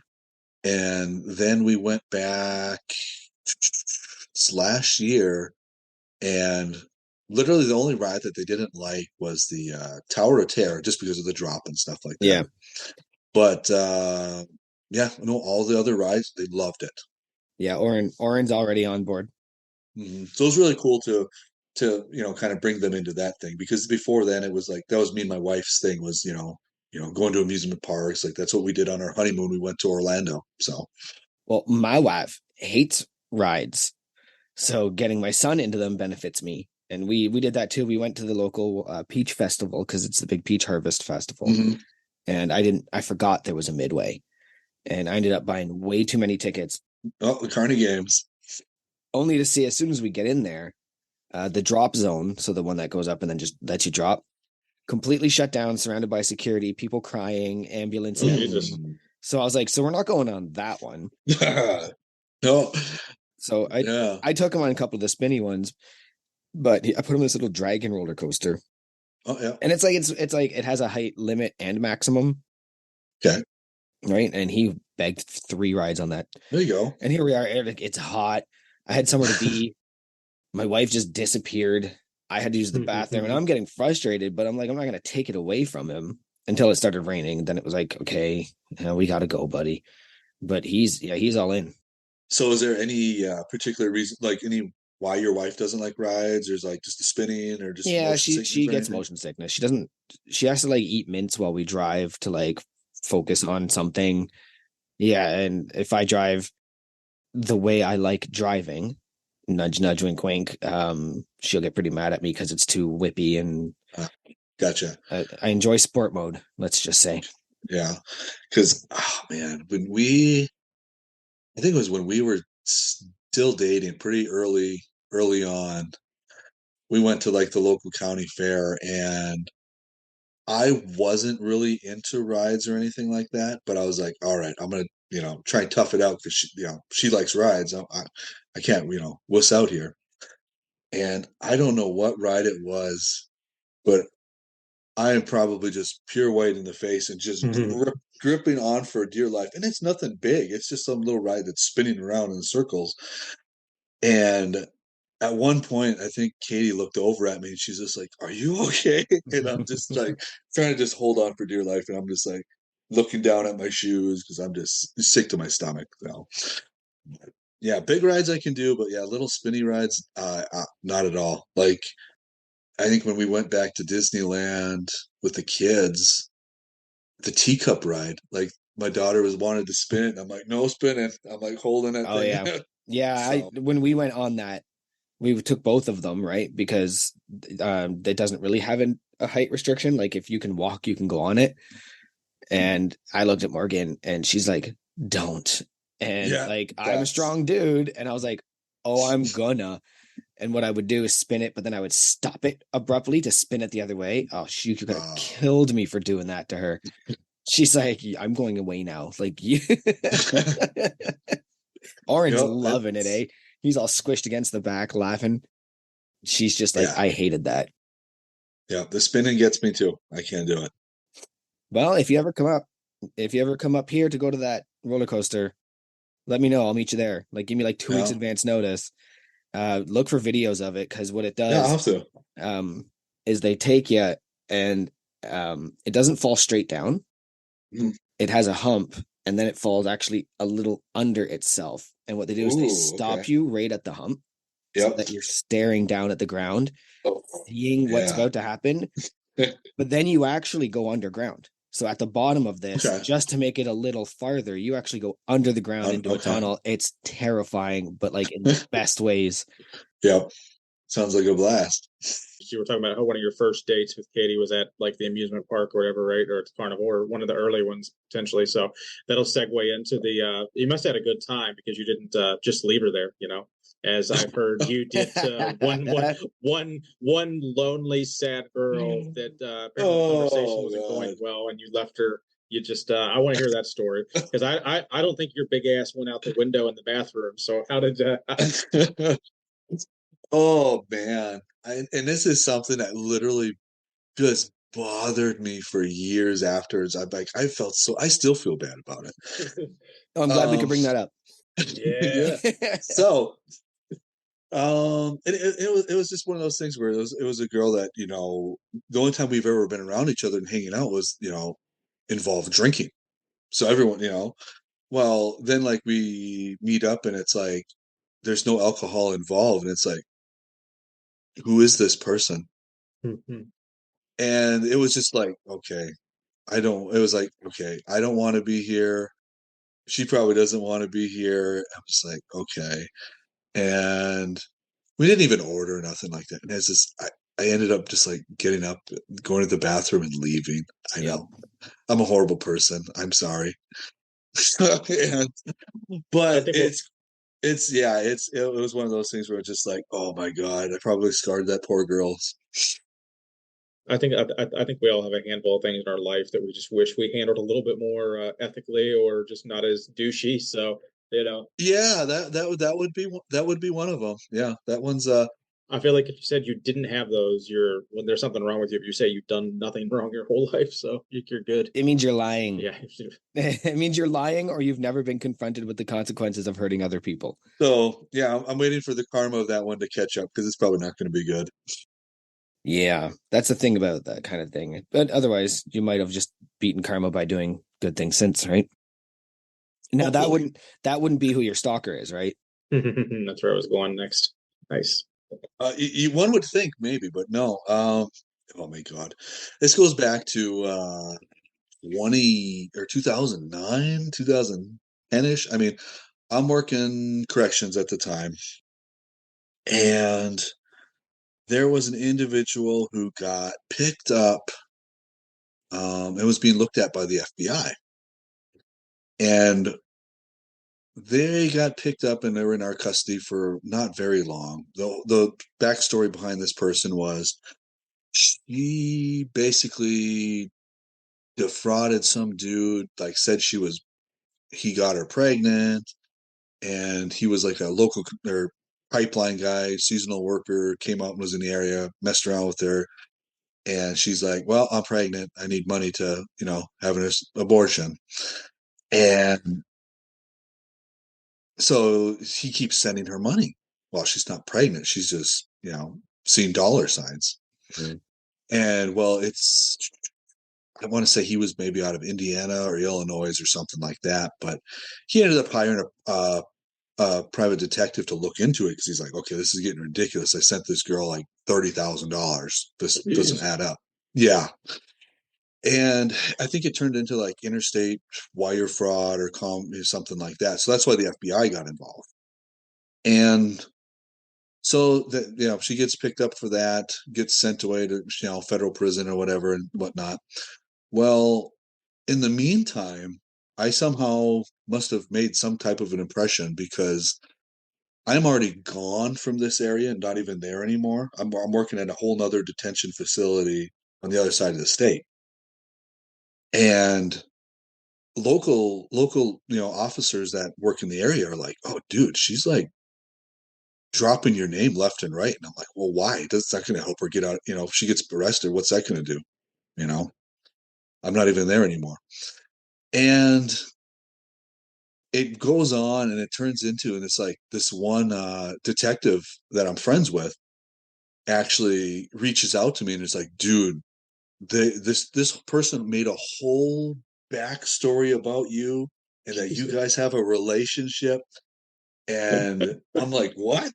And so then it goes into, I'm like, what are you talking about? He's like, oh yeah, she said that your real name isn't David, it's actually Shylo Farmer. And I don't think we found the title of the podcast. so she ends up building this whole backstory of that I was kidnapped when I was like a little kid, and the family that raised me wasn't my family. They're the ones that actually kidnapped me, and she knew me before I was kidnapped. And yeah, that we were in love when we were children and all this kind of, yeah. I'm like, okay.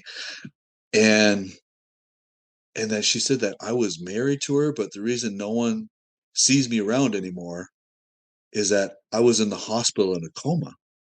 Cool. Yeah. Wow. And so these people, I'm still like the police officers, I'm like, well, I'm still friends with them. And they're like, yeah, we know you're not in a coma. You work, you're working up in, Newtown. So, and it was just like, oh my God, this chick is just crazy.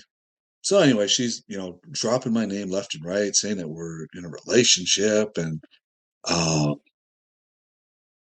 and it's one of those things where I'm like, well, there's not much I could legally do because there wasn't, there wasn't no like physical threat, no physical harm. She's just, bat crazy.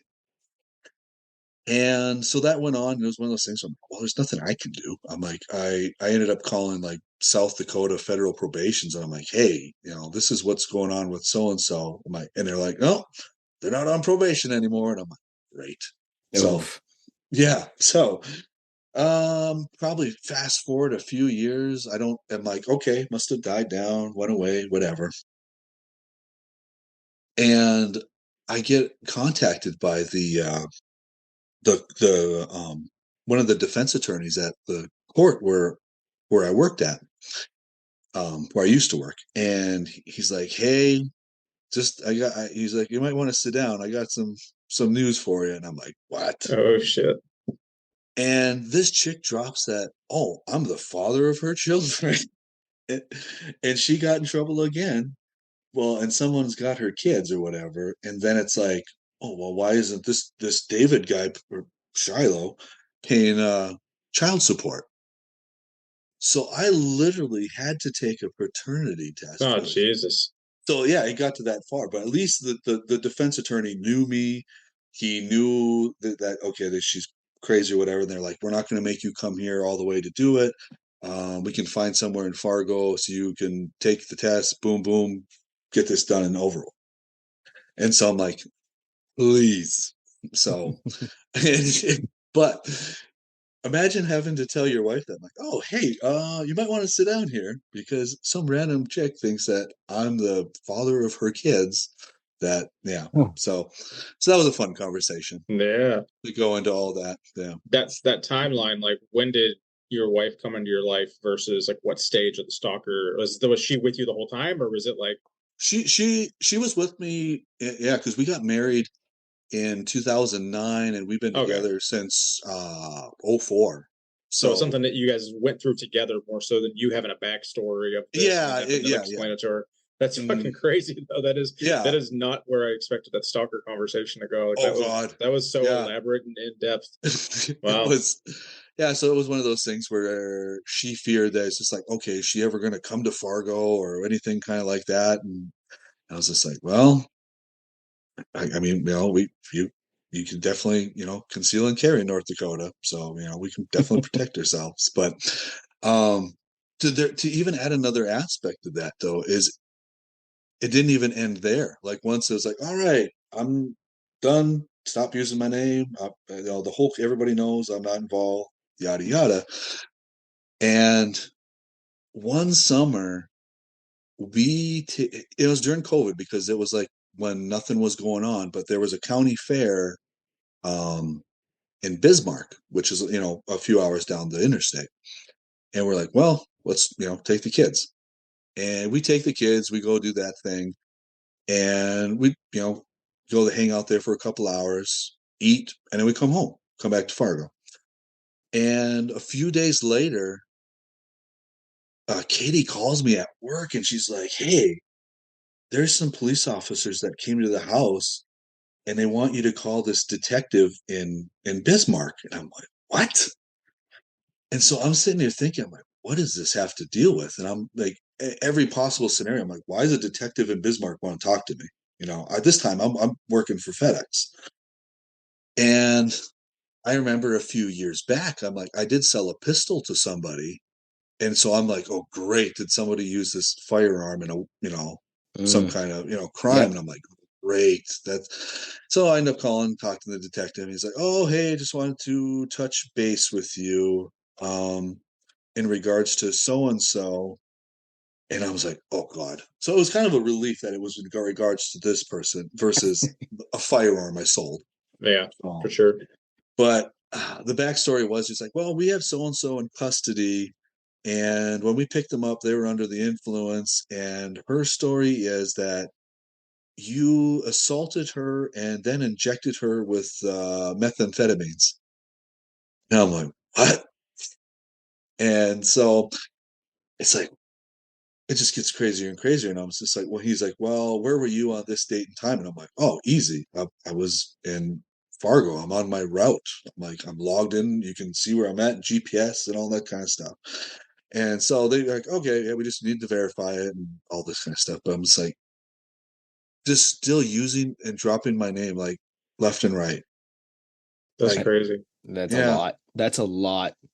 yeah. I mean, it's to the point that it's like, this person, I dealt with them back in 2009, 2010 when they were in our custody for a little bit before we turned them over to the feds. And I'm like, this is like 2017, 2018 when it's like, seriously, like this is getting crazy.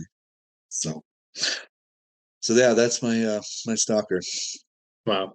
That's a lot. So we have this game we like to play. Oh, Well, the joke is Tanner always like when there's a serious story, he's like, he just goes, "Wow, that's crazy." But I actually do have a game I want to play. Um, it's actually is from the founders of this podcast. So they put these all together. You're gonna notice a theme, okay. which is why Keith is hands off from this one. Um, rank these meat names. Oh, So these are 4 potential powerlifting meat names. okay. And I'll give you all 4 of them. Then we can repeat them if you need to. But Sure. tell me which one do you think is the best? Okay. All right. So we've got the Battle of the Bulge. We've got the Shaftmaster Classic. We've got Beast Meat, And we've got Lift Easy, Live Hard Classic. I'm gonna go with the last one. Yeah, Yeah, we thought we would. I mean, Battle of the Bulge. I mean, yeah, like, it's got some potential. But yeah, I'll go with the lift hard. I thought Beast Meat would be fun because it's right up there with. Did you guys see Daniel McKim's video? Oh, last week when he's like, when you live next to a power lifter. Yeah. Oh, that dude. I guess I didn't know his name, but yeah. No, and he's like, this shit's funny. And the power lifter, of course, calls his garage gym the dungeon because they all fucking call themselves the dungeon. And then I just thought Beast Meat was funny because everybody's got Beast in their name somewhere now. Mm-hmm. All right. Well, Joey did a game. I want to do a game real quick. I'm gonna do mine real quick. Yeah, okay. Yeah, I was gonna do a sponsor lead, but nope. Oh, you're up. You're okay, up. Sorry. All right. So, Big Dave, it's a little combination of has he seen it, and then we'll just rank them real quick assuming you have. So, Okay. 3 movies that are all part of some of your work history. So, number 1, The Green Mile, the Tom Hanks movie, Green Mile. Yep. Okay. Number 2, another Tom Hanks. Actually, I didn't even see the theme. Castaway, Tom Hanks. FedEx plays a big part of that one. So we got corrections, we got FedEx, and then there's not a lot of powerlifting movies out there, so I had to go with West Side versus the World. Yeah. So rank those 3 movies. I'm gonna go Green Mile, number 1. Hell yeah. Love that movie. I'm gonna probably go Castaway number 2. And I'm gonna go 3 with West Side. Tom Hanks wasn't even in West Side. What's the theme here? I'm kidding, because the Castaway was a 2-hour commercial for FedEx. Yeah, exactly. It was a great movie, but essentially it was a 2-hour commercial for FedEx. I mean, the greatest character was a soccer ball. The most, yeah. Does anybody remember Tom Hanks's character's name? Nope. But you all remember Wilson. Yeah, exactly. Green Mile, like, I will actively judge a man who doesn't cry watching that movie. It's a good movie. I will literally look at you and be like, what's the matter with you? Who hurt you? Because like that movie is so emotional in all aspects. Mm-hmm. Okay, well, a big announcement was made last week of our second quote unquote sponsor, Obsidian Ammonia. Right now, just want to recognize that Big Travis from Obsidian Ammonia is going through some medical stuff. Everything's going great. I think I announced it the day it happened on this podcast, and just want to tell you, he's been doing some follow-ups. Everything's going well. He still has to do some more follow-ups, but so far things are on the upwards trend. You can now use the code UNPAID at checkout to save yourself 15%. And that will also help you on this new Dim Mac Redux, which is coming out as a restock next week. It's Dim Mac is back and better than ever. We've managed to combine Ultra and Nose Bleach to create what are quite possibly the gnarliest salts ever concocted. No fancy offshore coffee flasks masquerading as innovation, just a big fucking bottle packed with true Canadian regret. That's the description of the website for the Dim Mac. I haven't opened my bottle. I do have one, got it immediately. But if it's stronger than Nose Bleach, I'm a little nervous. I do like the Nose Bleach. Nose Bleach is a good one. That was my go-to. No, yeah. Did he actually have a dig at some of the other competition with that, talking about how like the coffee mug, because there's definitely like those metal ones with the lid, like my buddy has one of those, and like it's funny. I didn't know the smelling salt game was so cutthroat. No, is that or is that Zone with the coffee thing? Either way, I think it might be Zone. I only use Obsidian. I have nothing negative to say about the other ones, but they're not Canadian, they're not Massonomic supporters, and they don't sponsor us. So if you use that code UNPAID, it does help out you, helps out us. But just remember, hold away from face and try not to die. Now, do we need to spell UNPAID for people just so they know it doesn't start with an O? Nope. Okay. The code, it only works at checkout. You can't do the website thing, hypedust.com/unpaid. It actually isn't up yet. And we're not going to bother anybody to fix that because, like I said, he's going through some stuff. So it's really cool of him to even get involved in this. Yeah. We really appreciate it. Yeah, no. I mean, he's helped out a lot. He's sponsored a lot of our meets that we've done in the past, and I mean, he came through and big time for the Massonomics too. So Yes, and we're giving away some of those in this big drawing. But I've only seen, sorry, Travis, actually go and offer sponsorships. I've seen him comment on somebody like, "Oh, we're putting together a meet," and then you'll see Obsidian Ammonia say, "Hey, do you need a sponsor?" That's cool. Never seen that before him. No.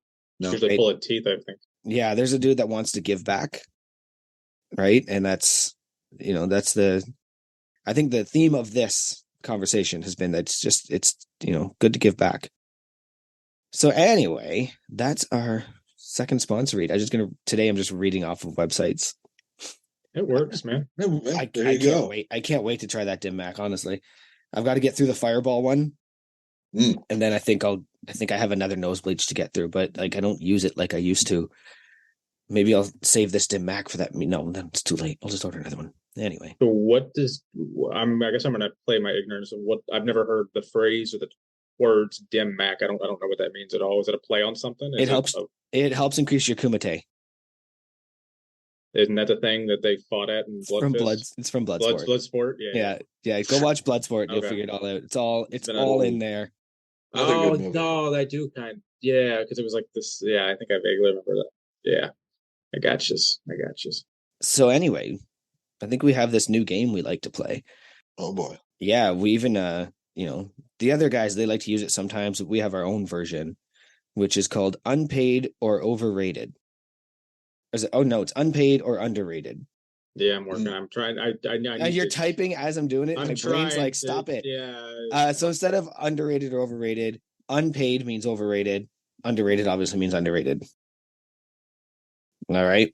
I'll try and remember that. So we've got just flag us or like signal or something if you need to be reminded. But we do have, as this conversation went, it went from 6 to about 10 or 11 Big Dave specific questions on we just need you to decide if they are unpaid or underrated. You of course cannot ride the line. You do have to come out with an answer. Keith, do you want to go first this week? Yeah. So Big Dave, unpaid or overrated? Signing up for full power as well as bench only and deadlift only. Underrated. Okay. Why is the druthers telling you that? Well, you can do all. Why not do all of them? Why just do one? Get that extra medal. Get that third medal. No, I get that. Well, as a meet director, it'd be self incriminate. I mean, because you obviously get a couple extra bucks, for the extra divisions and all that. But I don't know. Me personally, I'm literally too OCD for my open powerlifting to have like 3 meets, but only be one meet. Yep. You know what I mean? Like, because like if you're not familiar, you have every right, and it's your prerogative to sign up for full power, bench only, deadlift only. Do whatever you want, get as many state records, national records as you want. But the way they do it in open powerlifting is for every secondary division you sign up for, you get a whole other tab on open powerlifting. So if you're sitting there and you're like me and you're OCD and you like to have a nice organized little powerlifting thing, it's like now you just have it, and it's the complete dumbest reason ever. But I don't know, I like it. To me, it makes sense. But that's the only reason I kind of. But I know a lot of people that do it regularly just because it's probably saved a handful of people when they bomb out on squat and they still get to stay on the meet. So I signed up I did push pull at my last one. Right, I didn't sign up for full power, but I signed up for push pull because I couldn't squat. Well, no, I wasn't going to miss the meet. No, yeah, no. This is. I guess my question was more signing up for multiple divisions. So like you're paying extra. Oh. So you're basically you're paying your $100 meet fee, and you're paying an extra $40 to go bench only, and an extra $40 to go deadlift only. So then that way, if you do miss squats, you could still get bench only, and that's also because that I think your deadlift record is technically under a deadlift only maybe versus a full power. So not that it's really all semantics. It's just tis what it is. So you Big Dave said that was underrated. So my second question for you, Mr. Dave, let's go with Gaston, the Disney character. Definitely underrated. He Is it because no one eats like Gaston? that too. No one flexes like Gaston? Exactly. Look at that's two qualities right there. No one fights like Gaston. That's three. He should have been the real hero. Eh, yeah, I I can mean, see come on, Stockholm syndrome there. it. Oh yeah, that was definitely not a friendly relationship between those ones. So I can see what you're saying in that one. Locking the father up and then the daughter. I'm like, oh, Yeah, this is you will love that's me, or I yep. will kill you. He's 0 for 2 right there. Boom, movie's So, over. so I'm assuming you were a big fan of like the animated one from the early '90s. Did you watch the one that came out like 5 or 6 years ago with Emma Watson? I did. I was a little disappointed with the who they picked for casting. I was like, oh man, I'm like they should have had someone like I don't know, Michael Hearn or someone that was just jacked. Would have been perfect. Somebody pointed out to me that Disney has yet to make a good live action remake because they're doing Moana right now, and Moana is easily one of the best Disney movies of recent memory. I love that movie. We've watched it multiple times in the house. It has so much about grief and abuse, and just there's so much to that movie that like is a kid's movie, but also as an adult, you're watching it and you're just like shattered a little bit. But so they want to do the live action, and obviously The Rock is going to play his own character. So The Rock has the Midas touch, right? Everything he touches goes platinum. But they haven't done a good movie yet. So Yeah. this might be the time where The Rock has, like, even the Black Adam movie, it didn't do great, and I don't think it was gonna. No, So no. can The Rock save Moana? I don't know, but who's gonna play Hey Hey? I hope it's the guy that does his voice, whose name is escaping me right now. Who's the guy? Oh my God, he's in everything, and I could picture him. He was in Firefly. He was in The Knight's Tale. Oh Jesus, Nathan Fillion. No, Oh, Paul Bettany. no, you're getting close though. Damn it. I'm gonna Google this. We're turning into the main There's podcast. only so many people in freaking Firefly. We're turning into the main podcast right now as we just Google things on like the podcast. Hey Ty. Oh, hey Ty. Hey Moana. Yeah, it is. That's it. That's interesting though. If they're doing that already, that's pretty. I mean, because when did that come out? What, 3, 4 years ago? No more than five. I can't imagine. Like, Yeah. and Alan I haven't seen. is Alan Tudyk. Okay. So you would know him when you see him. Yeah. But go check out his IMDb. It will shock you how many voices this man does. It was like when you found out that Mark Hamill did every voice ever that you love. Dude, who's the other guy who did the same thing too? But he did it for like Warner Brothers. He did like every character. Yeah. I can't remember his name. Yeah, but he was like the guy, like what voice of 1,000 characters or something like that. Yeah, he was ridiculous. All right. So that one was underrated. Yes. We kind of got lost there. Okay, Big Dave. Talking during the movies, since we're talking about movies already. So talking at the movie theater. Oh my God. Hate it. Passion. So that's unpaid. That would definitely be unpaid with like Yeah. parentheses, exclamation marks, and yeah. Oh man, that's probably my biggest pet peeve of all. Yeah. Um, I don't know what movie it was, but we went to it and we're sitting there and some dude answers his phone. No, unacceptable. That's horrible. And it wasn't like, oh hey, I got it, I'm in a movie, boom, done. He's having a conversation. And I literally look back at him and I'm just like, really? And he's like, scuts down and hangs up. Maybe 3 minutes later, his phone goes off again and he answers it. And literally by that time, everyone turns around and is like, are you kidding me? And sure enough, he finally left. But yeah, I was just like, who does that? Yeah. Yeah, that's super douchey for sure. Very. Coming up there and I'll take that phone. Yeah. All right, so this will be my last one. Let me pick a good one here. So, Big Dave, I want to know unpaid or underrated UPS. Oh, overrated. Obviously. I mean, come on. What about HDS? Yes. Your dreams are made with HDS. That's the intro to Ace Ventura because I promised I would do a Jim Carrey reference every episode. I feel like we haven't had much Jim Carrey. I think you did it last week, but it's been a minute. I think we haven't been super consistent with that. So, but you don't have like, do you have like guys you see on your routes that like, do you recognize the UPS guys? You don't have like banter with them or anything, or they're hard to miss with their brown booty shorts. Yeah. Yeah, no, the local, the ones that are in my area. I mean, I do a super, super rural area. Like it's like as rural as it gets. I mean, Aberdeen would be a city compared to the areas I go. Mm. Yeah.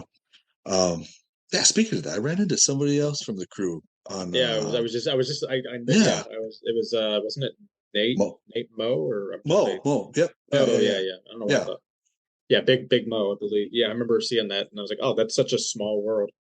Yeah, no, it was the craziest thing. Is like in the area. I mean, it's like a town of 60 people, and there's like a lake off there. And I'm driving down the road, and I'm like, just corner of my eye, I'm like, wow, that looks really familiar. And he was wearing like the Thanos gauntlet shirt, and I drive past it, and I look in my mirror, and then I see the lift shorts. I'm like, whoa, you don't see that every day where I'm at. So I back up and I was just like, is that you wearing a pair of lift shorts? And he's like, maybe. So it was just is that a good thing? Yeah, it was just super random. He's just like, who's gonna ask him about Massonomics in Vining, Minnesota? So yeah. That's dope. Was that a Big Mo that brought the jerky? Yeah, yep. Lifesaver. My blood sugar's just fallen, and he's like, here, eat a bunch of jerky. Yeah, amazing. Yeah.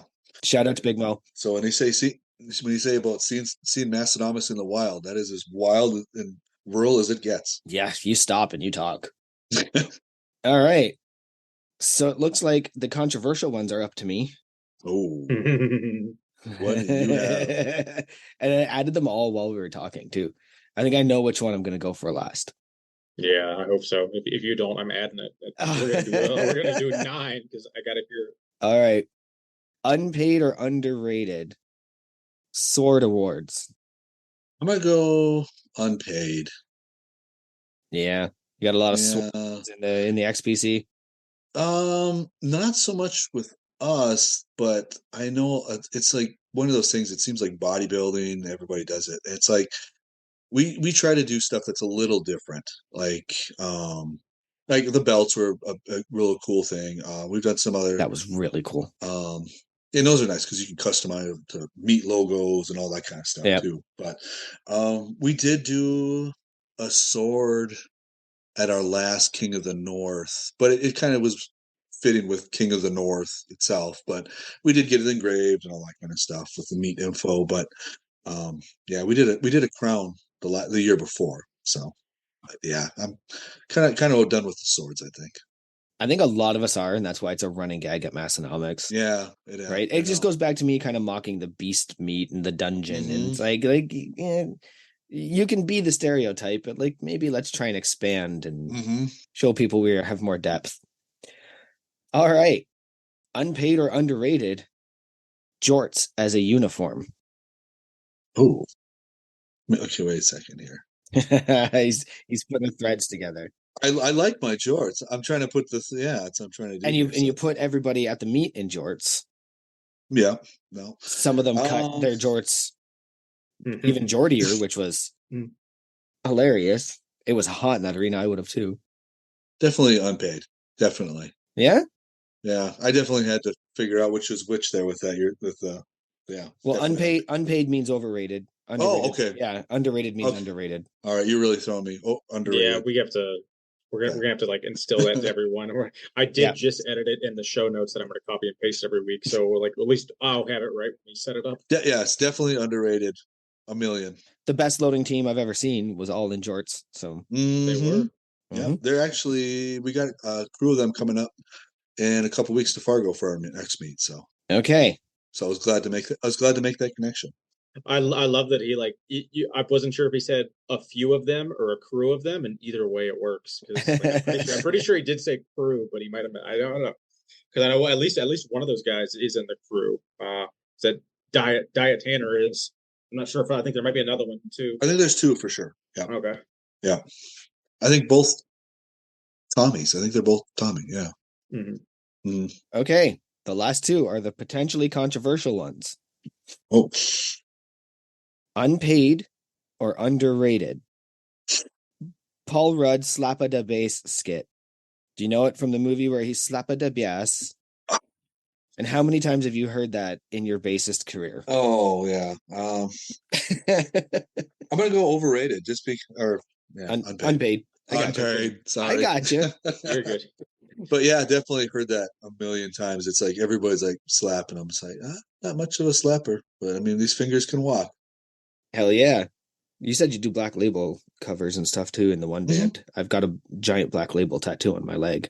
Oh. Yeah, I'm a big Zach Wild fan. Somebody pointed out the other day he's not looking too good lately, so yeah. I hope he's in good health. All right, last one for all the marbles. Okay. Unpaid or underrated? The breath belt. Overrated. Unpaid and overrated. Absolutely. Now, who makes the breath belt again? I can't. I for some reason I can't remember. Oh, that would Derek Thistlethwaite. that would be my good buddy. Yeah, we Mr. Sullivan and I are not on very good terms these days. That happens. I feel like half the stances he takes is just to keep building up publicity for himself and just stay relevant. Like I don't even know if like half the time he takes a stance if he even believes in it or if he's just trying to stir the pot so he's still relevant. Yeah, I agree with that. And with our past dealings that we've had with him, because he's came up here before, and he did do a seminar a few years ago, in Fargo. But then later on down the road, we ended up just bumping heads and having some issues. And I mean, I kept everything as professional as I could. Last time we saw each other, I shook his hand as they left the meet and whatever. But yeah, it's definitely kicked up a gear because last spring at our last King of the North competition, Big John Oldham came up and was the guest lifter and came to hang out, and he told us that Joe and Briani literally told him, they're like, hey, we would prefer it if you didn't come to North Dakota. And it's just like, oh my God. Who says that? Yeah, I mean, can you get as junior high drama than that? Like, seriously. So, yeah. So that definitely kind of put where my thoughts are with that. So, well, see, I didn't know any of that. And I only know who they are because of who they've been on the podcast. Mm-hmm. But I definitely would say that if there's ever something controversial happening, his name shows up. I don't know much about him, but even at the Arnold, I heard somebody say like, I hope he shows up because I got stuff for him. And I was just walking by and heard that. And I was just like, why is this guy so hated? Like he's just so, but anyway, I thought I'd throw that one in there just to see the look on your face and see how professional you would dance around it. I don't think he's listening or anybody who even knows him is listening, but at the same time, like, I don't have anything negative to say. I'm never going to sit here and judge somebody's intentions. I can only judge their actions. Yeah. I don't know, who was it I was talking to? Somebody in the Discord, and it came up and we were talking about it. And I was like, oh, well, I can always release the Joe Sullivan file and it's like, I got like 24 pages of statements from what. Yeah. Yeah, it was had to deal with it the last time he was up here. And that's the big issue with him. Is that where he's from? No, they're in Vegas, aren't they? No, they're from Vegas. I think he's originally from Ohio somewhere. So why would he tell John not to go up there? Like, just because the relationship that he had with me, he doesn't like me. Yeah, him or Briani. So it's like, man, I don't like anybody, but I'm not going to tell them what to do or tell anybody around them what to do. Yeah, and exactly, and that's the thing is, I mean, I know tons of my friends that are coached by him, and I'm not like, don't be coached by him. Blah blah blah. I'm like, it's not a human thing to say. One would think. Yeah. All right. Yeah. Well, that's fun. I stay out of this stuff, and that's kind of the running joke in the podcast is like I only kind of heard about it, so I threw in the breath belt thing because I Oh, didn't. yeah. I was interested to see if anybody would even name names, or if you would just like we would just talk about the product that has been brought up Yeah. on this podcast before. But yeah, I stay out of that kind of stuff, and that's on purpose, right? Like I did like my first even slightly political post on TikTok, and I'm already just a nerve of anxiety because I just don't want to deal with other humans and their idiosyncrasies and their thoughts and stuff. But it's like sometimes I have to say things because nobody else is. Yeah, I think I don't think I'm allowed to put anything political anymore on Instagram, or I'll probably lose my account. So probably I safe to wouldn't. just so it's probably safe to just be like, man, moving on. I like my Instagram a religion and political free zone when I can get it. Yeah. Yeah, Yeah. exactly. And it's like really, posting stuff like that. It's like, is it really going to change somebody's mind or opinion? No, and being controversial, it usually says more about you, right? Like, what are you, 14? Yeah. You're out here like saying controversial stuff. Like, look at me, I'm provocative. No, nobody cares, man. Just literally. Yep. But yeah, anyway, I wanted to bring that one up and have some fun with it. I really appreciated it because I was gonna withhold or withstain whatever abstain from getting too deep into it. So I'm glad that you threw it in there. It made me happy. No.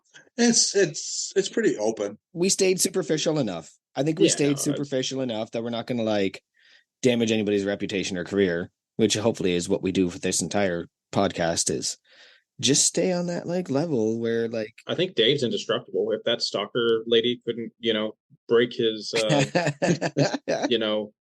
ethics, I think we're good. Oh, I bet she tried.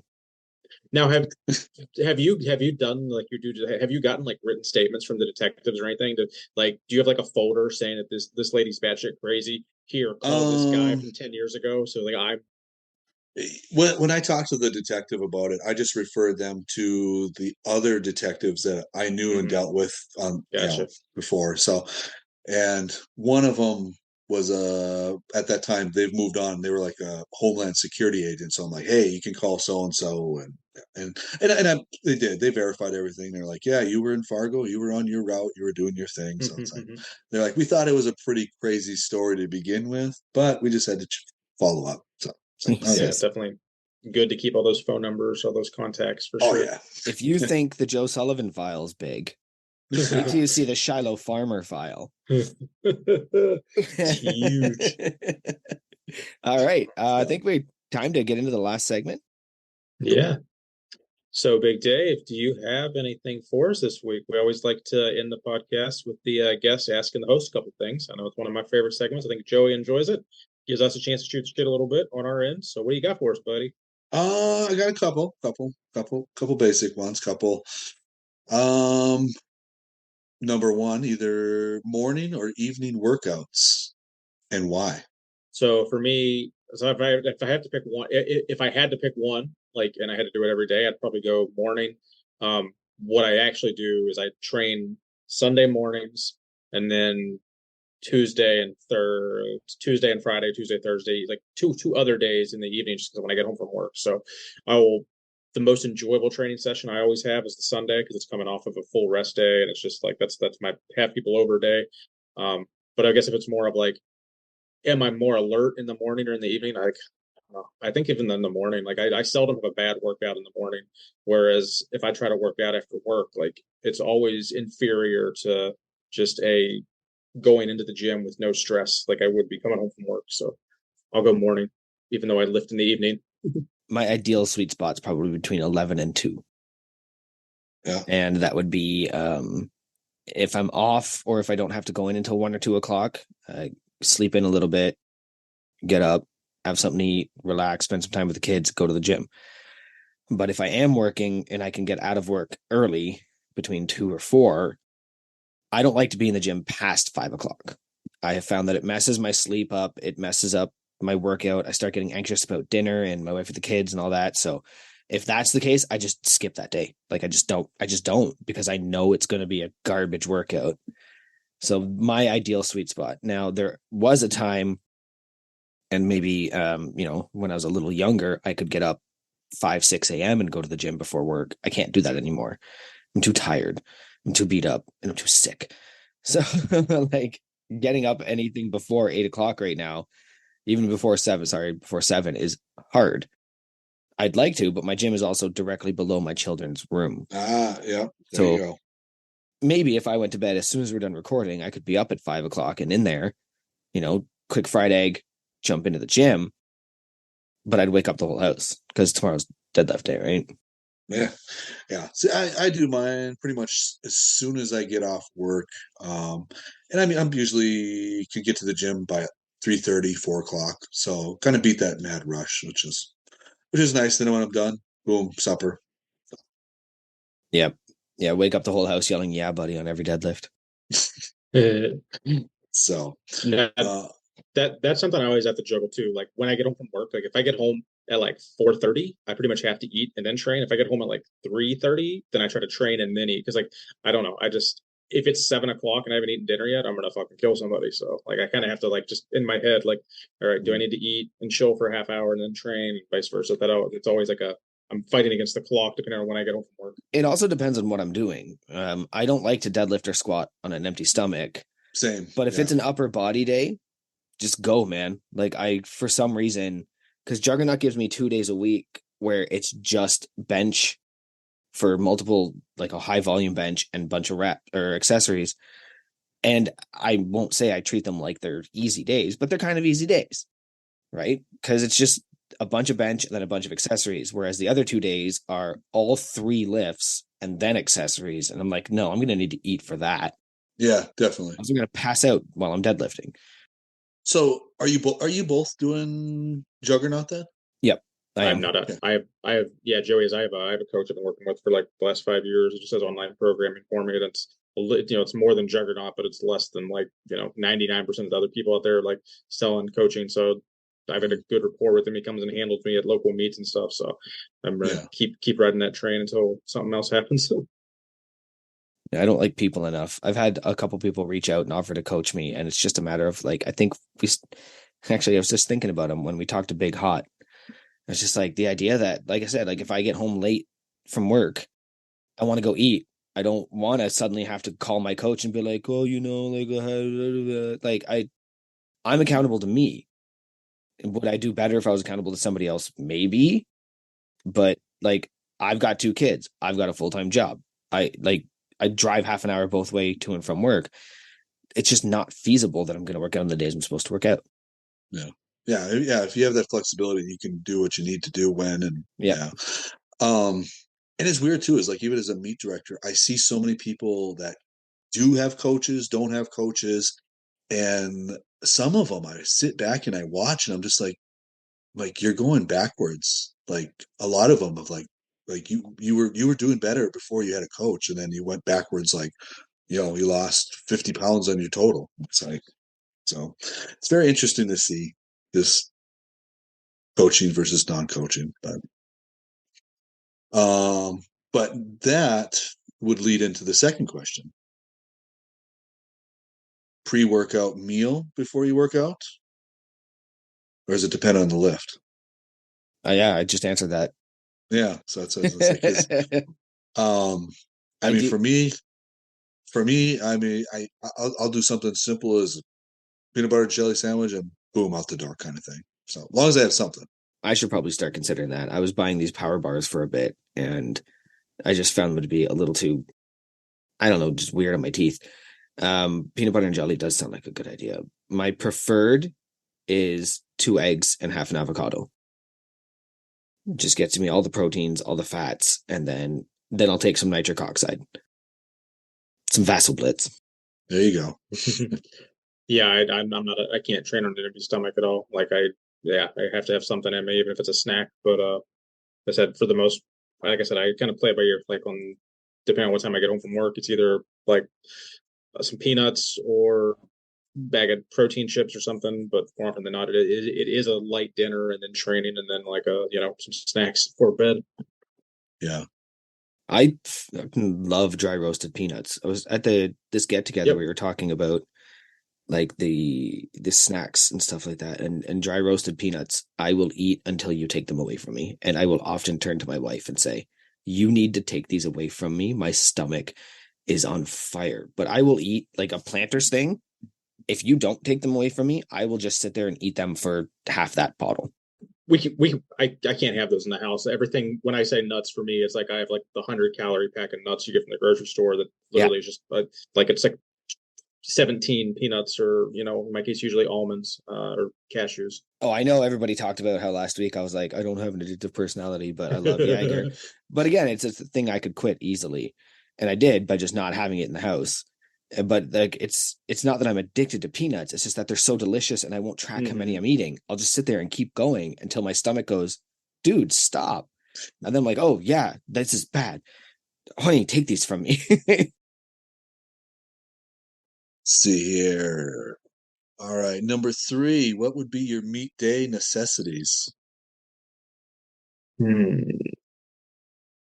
handler, ideally. Oh, yeah, go ahead. No. If you got thoughts, go. I was just gonna jump in because you had your druthers going.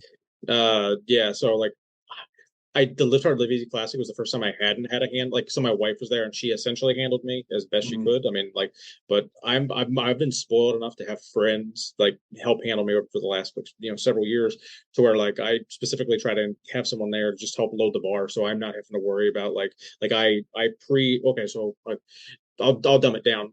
Something I have to have at the meet. One thing, it's my cheat sheet that has all my warm ups that I want to take, all my attempt selections. Like my opener is always set in stone. My second, I usually give myself 2 or 3 options, and my fourth, I usually give myself like 4 options. And like I have it all converted out with pounds and kilos, so it's just super fucking easy. Yep, that was an RP. Whatever. Like I can do 20 more pounds, or I can do 10 more pounds, and I've got options to pick that. So like basically, my preparation cheat sheet, I would not want to do a meet without that. Essentially, everything else I could kind of wing it.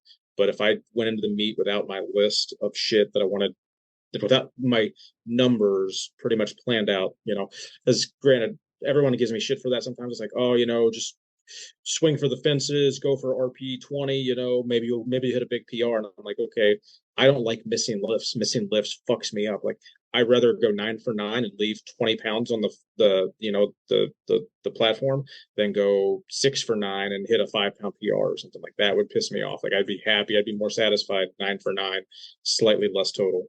And that's the biggest difference, I think, between you and I, and our view on powerlifting is I'm going into that third one thinking I'm failing. When I did my last one at the WRPF, I don't know if you know this, Dave, they allow you to do a 4th set. So if you if you white light all of your lifts going in, they'll allow you to do a 4th as long as it's a record.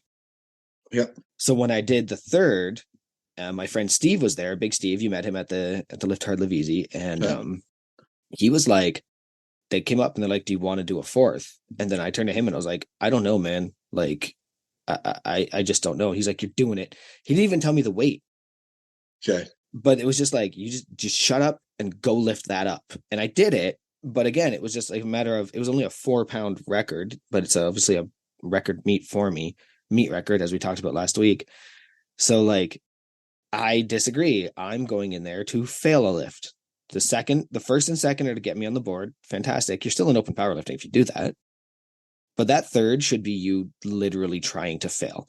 That 3rd should be you showing up and showing the world how strong you either are or aren't. But that's how I view meets. I understand that there are some people, and, it's kind of one of the Joe Sullivan things I did like about something, or he was just like, the coach and the handlers need to shut up. Just shut up and let your lifters do their job. And sometimes that means just going and just not caring about the lights.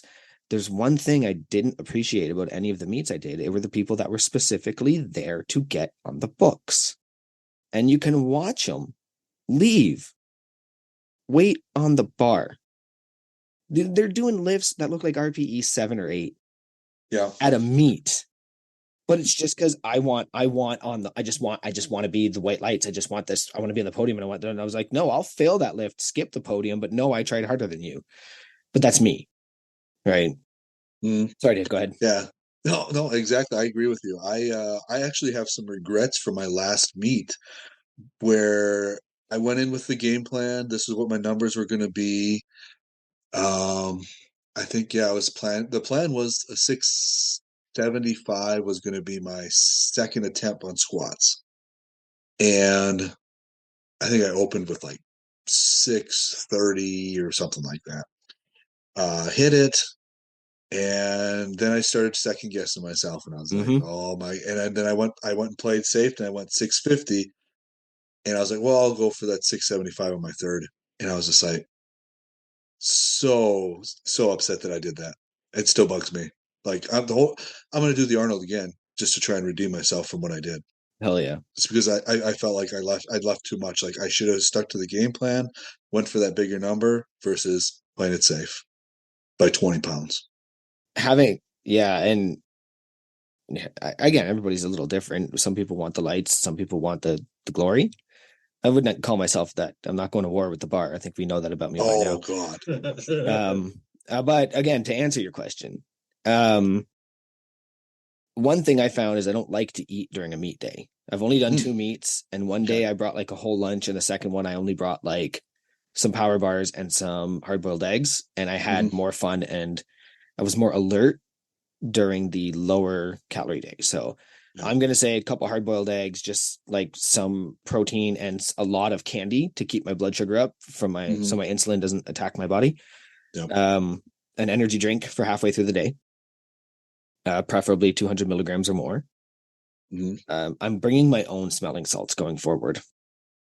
I went through 4 bottles and they were all dead. And Oh, I'm going like, how is anybody getting anything off of this? yeah. Yeah. No, I definitely bring my own. Yeah. You never know what's going to be there. So. And one thing I wish I had brought from the last one, but I didn't, beer. Mm, So everybody else finished their deadlifts, and I was going up for my fourth because you go up after everybody else. Only me and one other guy, and we were both in the same weight class, went up. By the way, I think I deadlifted him by over 100 pounds.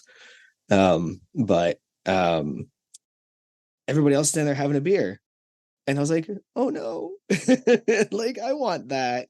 I had like a little bit of Fireball, but I think in the next one I'll bring a cooler, and I'll have some beer, some Jaeger, and some food in it. And I think those would be my necessities for meat day. Oh, and electrolytes. Don't fuck around. Bring electrolytes. Get your yeah. supplement. Well, especially if it's as warm as it was, Oh that, yeah, Oh God. absolutely, so, absolutely. That's the one thing I made sure I had in mm, droves. I was offering it to other people. yeah. You got any electrolytes? You good? You good? You hydrated? You hydrated? Because like you want to see a muscle tear when it's dried out. I don't. Again, Mm, I've seen a video of it once. Never want to see it again. no, isn't that pretty? Um, my necessity would definitely go back to being a handler, having a handler, because I can't get my ins or knee sleeves by myself. I need I my wife has to help me with that, and that's a whole workout in itself. So Yeah. Yeah. Luckily, my SPD sleeves are pretty good. The one I did without a handler, the second one I did with Steve as the handler, but now Steve's lifting with me in the next one. So we're gonna handle each other because Where's that he meet at? still in Apex in Burlington. Where's that from me? Actually right near me. So Burlington, Ontario, probably 2 hour drive from you. I might be able to make it up for you. Help you out. We'll I'll see. let you know. Fine. Just let me know what the date is. Yep. But it's ultimately, yeah, having somebody there to like look at my lift and go, nah, you can do more. That was really important. But now we don't know between me and him, are we gonna do that for each other? Are we gonna like I'm warming up and you're well the other way around because he can outbench and bout squat me ridiculous amounts. So yeah, we'll see. The logistics of that you always struggle with too is you don't know what you might not be on the same flight. I'm assuming he's bigger than you, right? He's Yeah. like so depending on where the cutoff is of how many flights there are, it's like that I've seen it bite people in the ass where like I've got some like husband, wife, boyfriend, girlfriend couples that like do meets together and like their plans to help handle each other, but then it's like they're short chain like they're having to run out lift off when they should be taking their last fucking squat warm up or their last bench warm up because they're yeah. See, and I get a lot of those too, couples and that people want to do that, and if they ask and like let me know beforehand, I'll make those adjustments with the flight so they can do that too. So Oh, that's good. I think Sandy's coming with us on the next one, which is Steve's wife. And I think she's gonna be there to kind of at least do the hard work where like, you're in your deadlift shoes, so you can't go outside. So somebody has to go grab something for you. We'll see how well she can kind of measure the lifts. But we'll see. I think my wife might even be at that one. okay, cool. Yeah, because that's actually a fun story. My birthday weekend. So I will actually be booking off the entire weekend and then getting a hotel in the city near the powerlifting meet so that she can come and go as she pleases. Yeah, that helps for sure. And then I can go and party directly after the powerlifting meet without having to worry about how I'm getting home. Yep. Any other questions? Yeah. Number 4. What is the one song you listen to before attempting a PR or before stepping on the platform? Honestly, I don't listen to my own music at a meet, but if I did, it'd be like I basically like my PR song in the gym is Uncle Lucius, I think it's Lucius, Keep the Wolves Away. It's a very country song, but it was on kind of throwback to last week. It was one of the songs from an episode on shit, I can't think of it. What's the Western show? Yeah, I can't Yellowstone. Yeah, yeah, where they killed off one of the characters because they took him to the train. It was a song they were playing on the truck ride to the first time they went to the train station. So that song just always kind of hit hard to me. So as goofy and weird as a song that is, it's like a really heavy bass country song, and it just hits hard for me every time. So my friend know if I turn that on in the basement and like crank up the volume, because usually we have like normal listening volume is like 40 and then like 40 out of whatever, and it's like if you're going for a heavy set you can turn it up, but if not, like it goes back to 40. I generally just tend to go with what I'm feeling. If you looked at my playlist right now, like I've got some EDM, I've got Slaughter to Prevail, which is deathcore. I've got the theme from John Wick. I've got some Wu-Tang, right? It just generally is how I'm feeling at the time. The most consistent is 2 of them. And it would probably be Welcome Back, Oh Sleeping, let me get the whole name. Oh Sleeping Dreamer by Lorna Shore. It has a 1:30 long setup, and then it just kicks in with probably the heaviest deathcore I've ever heard in my life. Then the other one is a song called, I'm going to butcher this, and I'm sorry to all my Norwegian friends, Leafjeberg. It is a song by Wardruna called, it refers to the healing mountain, and it is legitimately just chanting and drums. But I do find if the mood I'm in requires that adrenaline, then I go for the deathcore. But a lot of the time, the mood I'm in requires center, breathing, relaxing, calming down. I'll go with the Leafjeberg. Interesting. I'm either Slipknot, anything basically. The other one that always comes back is Drowning Pool Bodies. Oh yeah, that's in like my top 5 for PR songs. Yeah, it's tough to beat that one. That one kicks in right away with that initial scream. And so if that's interesting, because that initial scream there, the whispering to that, give that one I'm talking about that. I mean, you might not like deathcore, but give it like the first 2 minutes of the song. Yeah. And then you can hear what I'm talking about when he comes in with that initial, because it's all operatic, or not operatic, it's like orchestral. And then it kicks in and it does the same thing where it just kicks in as hard as it possibly can. Okay. And the singer from Lorna Shore is essentially a demon in a 20-year-old's body. The sounds and voices he can do, they've actually put cameras up his nose and to look down his throat to find out, like, how do you do that? That's almost impossible. Really? Yeah. And he's just like, I do it for fun. It's insane. Oh, and I also got in here Ditch by Lamb of God. The message to that song as well as the delivery I've always really liked. Hell yeah, Slipknot. Hell yeah. Tough to beat. Yeah. One last one. I know you guys were Right. talking about Marvel on one of the other shows. If you could be one character from Marvel universe, who would it be? Wolverine. Easy for me. Easy. The healing has always been attractive to me. The immortality is not that attractive. And the sadness that comes with it. When he's really well written, he's really well written.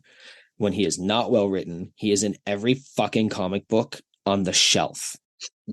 Deadpool once described him as having the superpower to appear in every available storyline. But like he can't be poisoned. The stuff that he's been through, I just love Wolverine. And I also have suffered through anger issues in the past and really related to having to pull those in like he does sometimes. I think I'm gonna go with so my druthers on this would be I want to go with someone that technically doesn't necessarily have superpowers, so then it doesn't necessarily like alter my entire life. Like I don't want to be the fucking Hulk and like kill my wife accidentally when I Hulk out in the middle of the night when I wake up. So like I guess that leads me to like Hawkeye, I guess. Okay. I mean, the archery thing would be cool and like to have a skill because then I don't know how you could really how that would. I mean, I guess you could compete in that at the Olympics or something, but like I don't know. Like I'm gonna go with the basic answer. Like I don't want my life to be altered by being a mutant. So I think if I had to pick to be a mutant, I'd have to think about it. But I'm gonna cop out and just pick a human with super abilities. What about you, Dave? What would you be? Thanos, hands down. Oh yeah, Jesus, yeah. I guess I There's just so much to the character that people don't look at. Well, Thanos, comic book Thanos or movie Thanos? Um, a little both, but just go into the movie. The fact of him wiping out half of the world to save the other half comes true because once you watch, what is it? It's in the Eternals that once there's so much population, destroys everything. So he could have saved everything. All right. See, no one looks at that. yeah, I didn't think it was overly evil to snap your fingers and save the universe by thinning the herd, but I guess most people did. Seriously, but Apparently, it's a little frowned upon. it is probably pretty. I mean, Genghis Khan said the same thing. I will make Mongols act right, even if I have to kill half of them in the process. And I mean, if that's who you're looking up to, Marco Polo underrated. I actually love Genghis Khan, not like for what he did, but just the entire history. It's if there was one historical figure I had to like read the most about, it was him. Yeah. Because he did so much terrible, terrible stuff. And then he also like created the postal system. Like he couldn't read, but made sure all of his kids could. Like there were just aspects of the dude that, you know, if you like Thanos, you'd probably like him, to be honest. Yeah. You know, oh man, I don't know how I didn't bring it up. Trailer Park Boys. Yeah. Fan? Nah. Overrated? Probably unpaid for me. Yeah. I don't know how well to tell this story. So the first time I ever saw the Trailer Park Boys, I was messed up on mushrooms, and I came home and I came into the bedroom and I was walking like I was in space because I didn't want anybody to hear me, which apparently meant giant steps because the carpet was red and red is Mars. And then I turned on the TV because I was like, that'll help calm me down. And it was Trailer Park Boys. And obviously your perception of that moment is going to reflect the perception of everything else. So I've never really been able to get back into them because that was my first experience. There are episodes I love. The Conky episode. God. Incredible. But then there's other stuff too. I find it a bit cringe humor. And I think we've established on this podcast, I don't really enjoy cringe humor in that sense. Where watching other people go through something I don't want to go through isn't funny to me. And so I've kind of just realized it's not my style. It'll also shock you to find out I don't like Seinfeld. I don't think Seinfeld is funny in any way, shape, or form. References to Seinfeld make me laugh, but the actual show pretty much deadpans me. I don't find it that funny. I feel like as popular as Seinfeld is, that's not an uncommon. Like, there's a lot of people I think that don't like Seinfeld. Yeah. And it's not one of those ones that I think is a bad show. I think we've talked about shows where I've said are bad, Big Bang Theory and Friends. Those are legitimately bad TV shows that when somebody likes them, I immediately judge their sense of humor. Whereas Seinfeld, I'm like, we'll probably get along, but like, I'm not gonna enjoy that show with you. Did you ever watch anything like Curb Your Enthusiasm with Larry David? More cringe humor, actually. No? Oh, man. Yeah. I like Curb so much better than Seinfeld. Yeah. No, and it was again somebody going through awkward moments that I'm supposed to find funny. I never just did. But again, that's not a level where I'm just like, that's a bad show. I can just say it was not to my tastes. As the older I get, I really relate with Larry David in that show. 100% same. Like, I feel like I am Larry David most days when I wake up. I'm like, I like 80% of the things that he's bitched about or had an opinion about. But I'm like, yeah, I agree with some. And I'm just, it goes back to what last week we were talking about, just having strong opinions about meaningless things. I'm like, yeah, I'm pretty good at that. Yeah, again, like I said, that's why I wouldn't say it's a bad show. It just wasn't to my taste. Okay, so go back to Trailer Park Boys. Okay, I don't know, I'm not sure which episode it was I was listening to, but you said worst case Ontario. Yep. So I wasn't sure, is that a real saying or is that a trailer park thing? Because that's where I heard it from. So I thought it was just a trailer park thing. I actually think I heard it on TikTok, but I might have also heard it in Shoresy. So it is definitely a saying. And remember that Trailer Park Boys aren't from Ontario. They're from out east. They're from actually where Scance is right now. Mm-hmm. Out in New Brunswick and Halifax in that area. Yeah. That he's out in the Scotias. But it might have been Letterkenny or Shoresy. I want to say it was Shoresy for sure, though. Okay. Yeah, because when I heard that, I was just like, oh my God. Because I've used that just jokingly so many random times. And that's great because nobody from where you're from will get it. No, they don't. No.